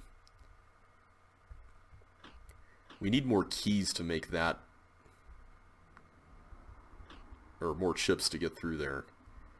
Okay, where do we get a red key? Apparently through here. I need, like, fire boots. Like, where do I get fire boots?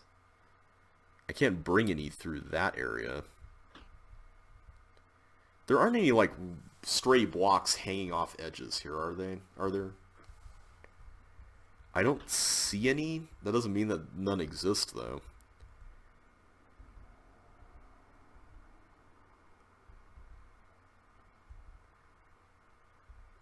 Okay.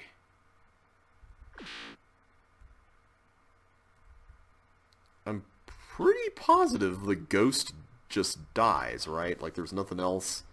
The ghost just dies in the fire and or the flame jet, and that's it. So what am I missing?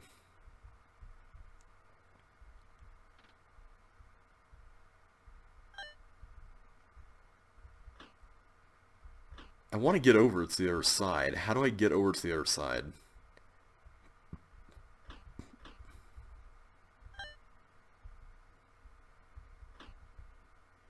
I don't know why I'm pushing on those, thinking that something's gonna come out of them or something. I feel like I need to restart. I hope I didn't have boots that I lost and just forgot about. That's what I'm kind of concerned about right now. Alright, at least we know how to do this first part. We just go over here and... Actually, we don't even need to go around to the other area there.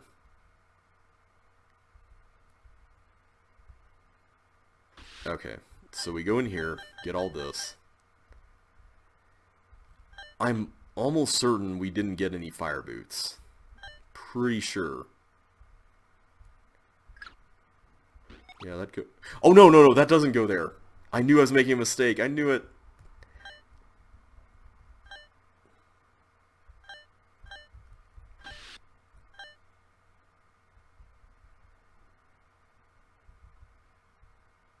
Alright, there we go. No, no, no, no, no! I knew I shouldn't have done that.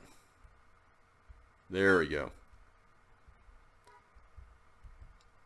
Alright, there we are.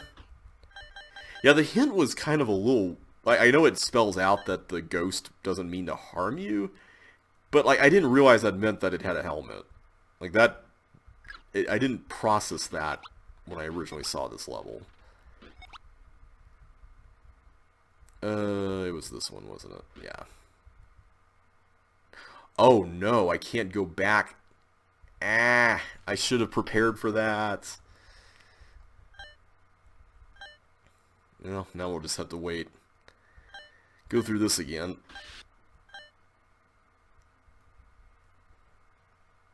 There we go.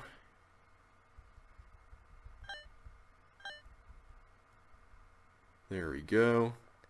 Awesome. Okay. Excellent work. Alright, so now let's try this with a little less fail. I think we can do it. It's going to be tough, but I think we can do it. No! I just plowed right into that, not even thinking. Alright. Let's be vigilant. A lot more vigilant this time around. Constant vigilance. Isn't that the name of that Pit of 100 Tiles level?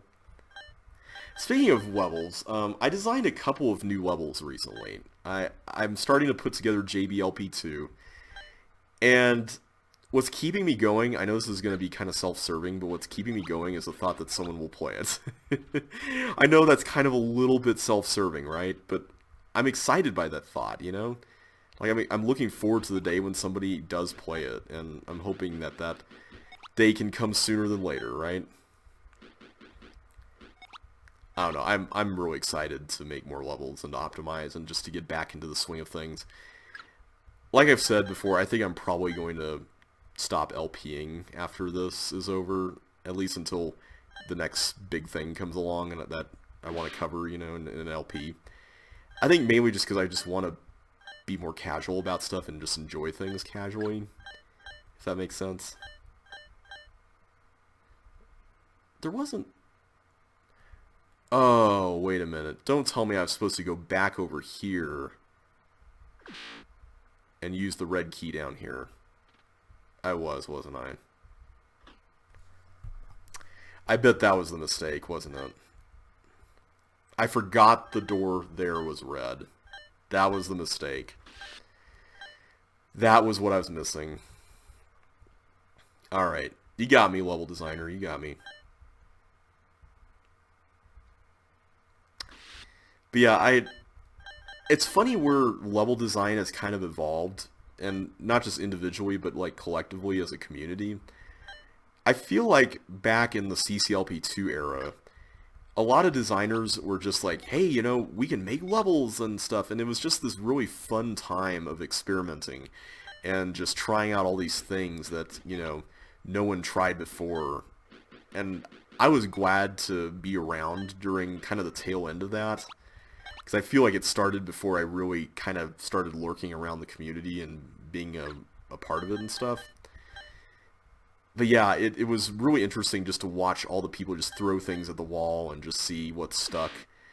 And then CCLP2 was released, and, you know, as we all know, it kind of has a bunch of levels that are all over the place in terms of quality, but what no one can't deny is that it has a lot of variety, and that's a really good thing. And, okay, I can go through here because I'm Melinda. And, ooh, I see we're going to get our chip friends over there in on some button mashing action. There we go.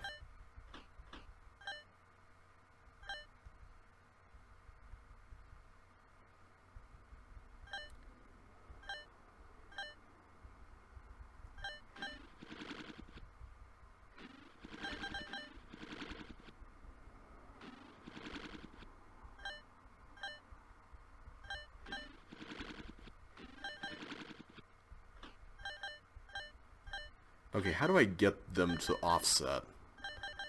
Because I need that to happen. like the other way around offset.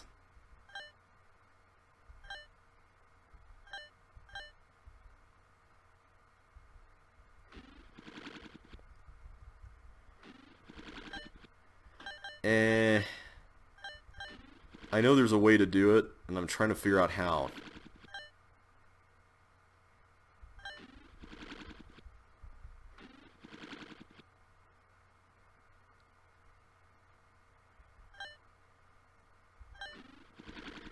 How do you do that where I can go down, but then...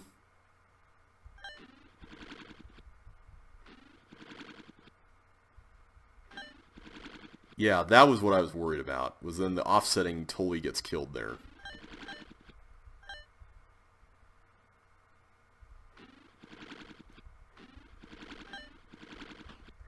Oh my goodness.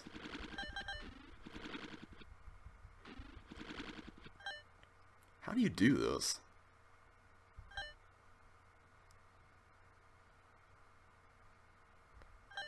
Maybe I need to go one more row up.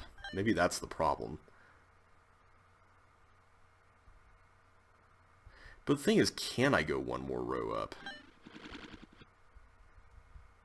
Because I feel like when you come back to being chip again...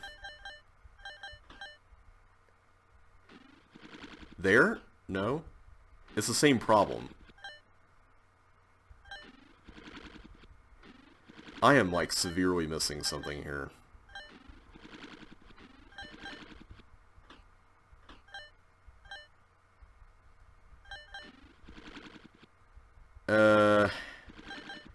What am I not seeing here, guys? What? Like, I know I need to do that. That much I know.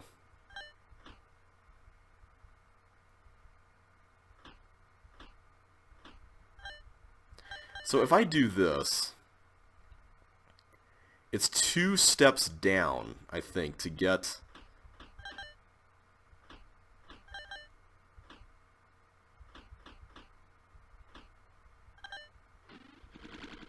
No, not quite. I didn't offset it properly.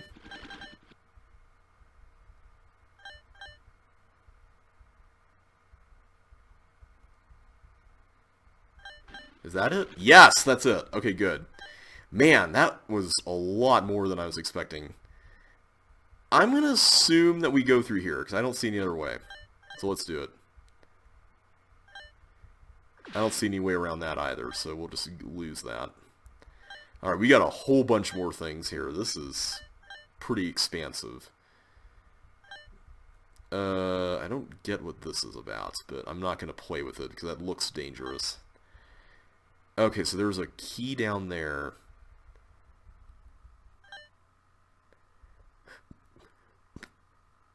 I'm a little concerned about this and the way it's going to function, but I think that should be fine.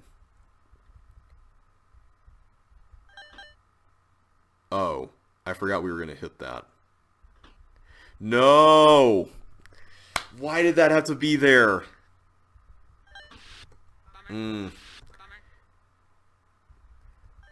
That was not a pleasant surprise. I completely forgot about that.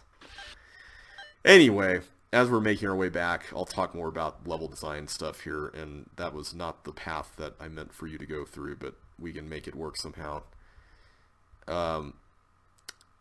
One of the things that I noticed is that after CCLP2 was released, it felt like CCLP3 and all the stuff around then was very much geared toward optimizing, just because CCLP2 was kind of this revelation as far as like, ooh, we can have more levels to optimize. We need levels that can have longevity, you know? And so a lot of the levels that came out for CCLP3 submission were very much in the realm of let's try to make this an optimization heavy experience, you know? And I think that that was fair, but it was definitely the main aim of the level and not necessarily the actual gameplay or necessarily what was going on with the, you know, the puzzle being solved or, you know, whatever you want to put in there. So I think that was kind of a mixed bag as far as results go, because there were definitely a lot of levels that fulfilled both the puzzle solving checkbox and the optimizing checkbox. and those ought to be commended as well. But I think by and large, it was mainly just, hey, let's try to make levels pretty complex enough that people won't be bored. Alright, hopefully this will be a little less painful. Okay, so I go there. There we go. Okay, good. That was the trick. I had to do it without necessarily having the view in there. That was what was throwing me off. So yeah, it was interesting because that was like the trend then, and then after that, I feel like people got burned out on CCLP3, and that was when we started to have Let's Playing on YouTube and more casual people trying to enjoy Chip's Challenge. And okay, so it is just that. I think that's good. I think that's good. Yes. Okay. Good. Just wanted to make sure. Okay, there is a bonus under that. Okay. Alright, so this leads over to more things. There's an exit there. So the yellow key is what you need to get to the exit. So yeah, because of that, I feel like that was the point at which we were like, ooh, what do we need to do to get more casual people and make the community a little bit, like, have a little bit more longevity with retention and, people coming in and, things like that. And let me figure this out first before I get into all that. So if I push this over here across that recessed wall, that frees this up. But then, how would I go through and get... Wait a minute. This makes no sense. Is the... Hang on. I see if... I feel like this block can either go here, or maybe even here. But if I put it there, I don't think that really resolves anything, does it? Like, I need to actually use it on one of these. So I could go here. That's now open, but I can't get in there without this block going over here. But I can't do that without even getting over here, so I think I need to actually go this way. The problem with that is if I go this way, I'm going to use this wall up there to then retrieve the block, come around... And then I don't think I'm going to really have an out after that. Will I? Because... hang on. I don't want to push these on the corner recessed walls. I know that. That's probably not a good idea. I can almost guarantee that's probably not a good idea. But... See, if I could just blow this one, that would be great. I would love to do that. I don't see how, though. That's... Oh, wait a minute. There's a block here. I missed that. That kind of changes everything. Okay, so in light of that... Okay, what have we learned here? I can push this here to this one all the way to the left. I can go around... Okay, yeah, so it's a lot simpler than I thought. So I just do this. There we go. That was pretty simple. Do that. Come around this way. So we'll come back here for the exit. I really like that little turnstile thing. That's pretty neat. Okay, so now I have a bowling ball. I think this is going to pretty much be all about how I get back. I just need to figure out what mechanism to use for that. I think we just burst through this, right? Because I can just use the turnstile thing on the other end. And now I can get this red key, go back up to the top left. I want to say all the remaining chips are there. I hope I'm not wrong. Leave that down there for now. Okay, the high number of chips is... Whoa! Sorry about that. Well, now you know what I was looking at in the editor. Alright, let's get all these. We got all the chips. We can now get the yellow key, I think. Because that's what we need to get to the exit. I'm going to go ahead and preemptively switch that. I don't remember where this key is, though. It's over here. That's right. Alright, so now we can go back. Thankfully, this is not like oh, if you go through this one time, then you are destined to be stuck forever! You know, that kind of thing. Thankfully, that's not the case. Alright, and exits. I really like that level. I'm giving it a 3. I think it's a little long, but it's enjoyable. The puzzles were cool. I like the feel of it. The ghost thing, I think, was my major complaint about it, is the whole weirdness of having a ghost with a helmet not being fully explained to you. But it was still fun. I liked it. Alright, moving on to Need for Speed, which is a speed boot level that requires some precision. I remember playing this before, not like in the failed video, but before. I think it was from Eric Schmidt's CC2 levels. I thought this was really interesting because it actually involved some precision, and then you actually have to be like not as fast in that area, which I thought was kind of interesting as a twist. I kind of wish it wasn't as momentum killing though, because I like the idea of constantly being fast. In fact, I was going to submit a level for CC2LP1 voting that involved kind of a race theme, sort of like Chip Cart 64 in CCLP1, but I never quite got around to that.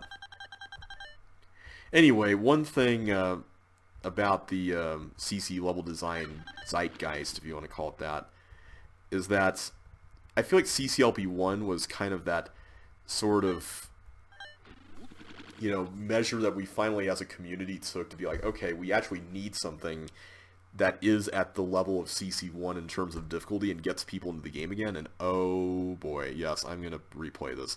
This level involves some precision, and I am not a fan. I gave that last one a 3 as well, by the way. Some dog is really barking out there.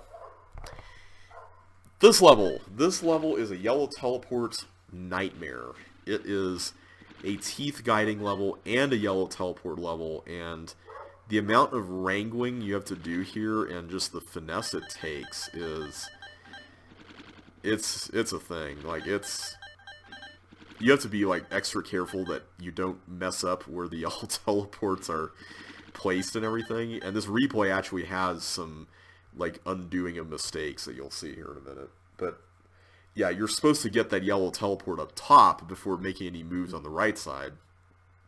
And getting that is a little bit easier said than done. Anyway, CCLP1 I thought was a good set for what it was trying to do.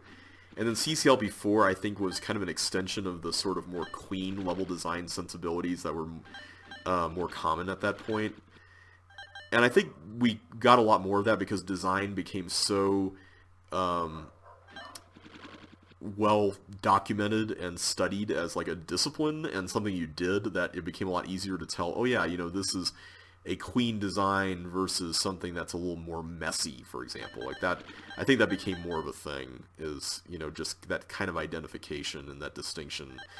I think what was a little bit of a strike against CCLP4, looking back on it now, was that I didn't think level design really evolved in the time between CCLP1 and 4, so CCLP4 was more or less a difficult CCLP1. Nowadays, I think the community is getting to the point where they're basically more or less hungry for a more difficult level set again, kind of like what we had during CCLP3. I don't know if the consensus is that we want something that's that difficult, but I think we're getting to that point again, where we want that challenge, we want that sense of, you know, satisfaction of beating something really tough, you know. So I'm predicting that after CC2LP1, CCLP5 is probably going to be a more or less difficult level set. And I think that's good, because I feel like we need it again. Alright, so now, I'm glad there's that extra row there. So now we begin the process of migrating the teeth over to this area. This is tossed salad, by the way. The layout may look familiar. It's tossed salad. Now we begin the process of getting these teeth out one at a time. to go into this teleport and subsequently destroy the bombs. I'm not a fan of this level. I have to be honest. I'm not particularly a fan of this one. Primarily because of the very, you know, high accuracy that you need to have in that first section. And then this part just feels tedious. Yeah, I'm not really a fan of this one.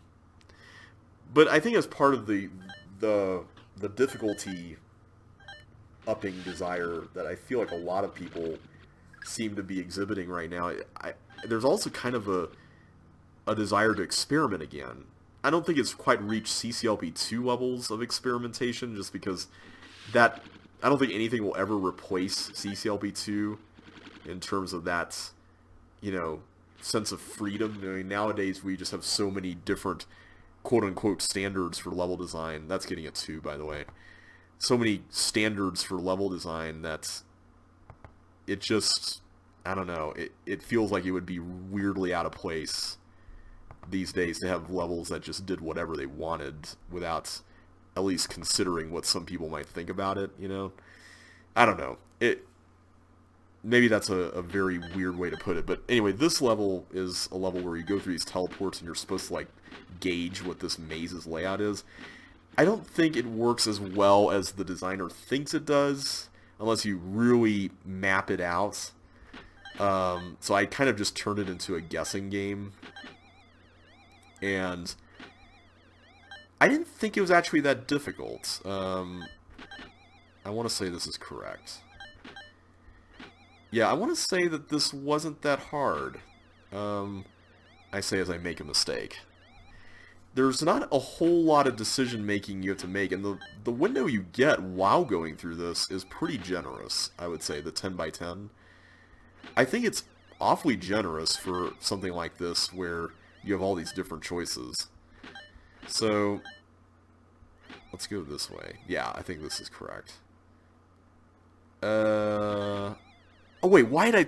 For some reason I thought that went up to that other flag. My bad. But yeah, this is basically a guessing game if you don't map it out, and I'm not the biggest fan of this kind of level. I feel like we've seen this kind of thing done so many times, where you get to kind of look around at something and then take it on after you look around.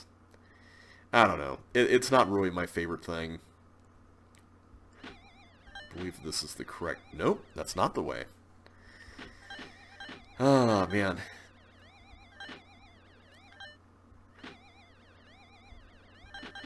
Do. Go there, go there. I'm pretty sure this part, at least, is correct. So, none of those options on that side are correct either. So I think it's this. Yeah, it's definitely this. So I remember going this way, and then going this way. Because you can even see, like, more flags coming up, and then you go this way. Yep. That is Preview the Maze. It's getting a 1. Not really my favorite kind of level, but I like the concept. I just wish it was done differently, I guess. Anyway, Outlier. This is a level... I might actually lower my rating on this. I originally gave it a 4, because I really like this idea, but it definitely gets into, like, tedious territory after a little while, which is kind of a shame. And on top of that, it kind of retreads territory that CC2 itself went into with levels like, what was it called? Inlay, I think was the name of it. And then we had Chip Off the Block at the end of the set. I remember there was a level at the very end that had this idea. And I like both of those levels a lot. I'm kind of being careless with this, and I probably shouldn't be talking a lot. But I think what I liked about them the most is that they ventured into territory that could have been this strict, but they weren't. You know, like they went here, but not like fully went here. You know, they could have been a lot more strict, but they kind of reined themselves in. And in some ways they were strict, but they offer you this sense of freedom amidst it, you know. This level, I guess you do have a lot of freedom. I will give it at least that. but it's more in the sense that you're kind of rearranging all the blocks from like this inner to the outer concentric circles and stuff, and that's cool, I guess, but I don't know. I feel like it could have been done a little better than this, and is that even correct? I feel like we're making a major mistake here. Okay, there we go. That's good. I think in my previous attempt at solving this, and I think I messed it up at the very end, so I just scrapped it.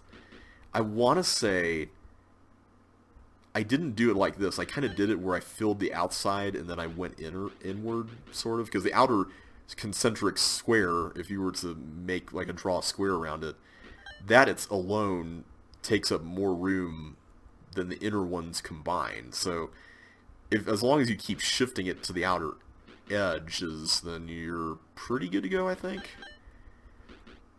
I want to say you're pretty good to go.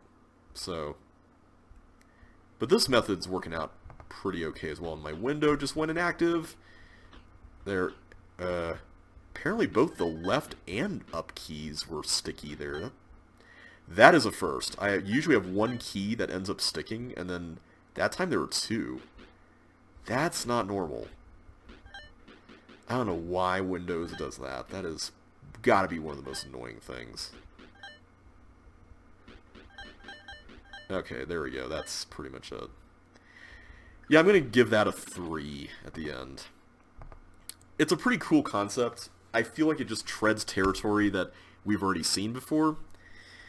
And to end things off, we're going to play On Track, which is a level about just rearranging blocks so you can get one into that bomb we saw at the beginning. And essentially, it's just rearranging all of this stuff and doing something like this, and then taking one block out here. I like the way this level looks, but I wish that the block rearrangement was more interesting than that, because that was not a whole lot going on. I thought just based on the number of blocks, there would be a little bit more happening. Kind of like what was the name of that level? I keep wanting to call it Cyclops or Cyclone, but I don't think that was the name of it. It was a level Jeffrey made, and I remember it had like a hook Sokoban, or a Hookoban, as I like to call it, and I can't remember the name of it. Not Myopia. That would be kind of a cool name for a level. I'm sure I'll find it. It was a memorable level, and I think I gave it a 5. But I was expecting something like that here, and it was just really loose. So I'm giving this one a 2. Anyway, that is the first half of this pack done.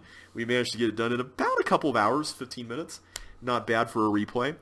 So next time we're going to go through and start with Off the Track. That escalated rather quickly. If that was completely randomized, then well done, RNG. That is fantastic. But we'll do that next time. So until then, thank you all so much for watching. Hope you all enjoyed yourselves today. If you did, be sure to hit that like button, subscribe if you haven't already, and ring that bell to get notified of the next episode. And we will see you on the next one.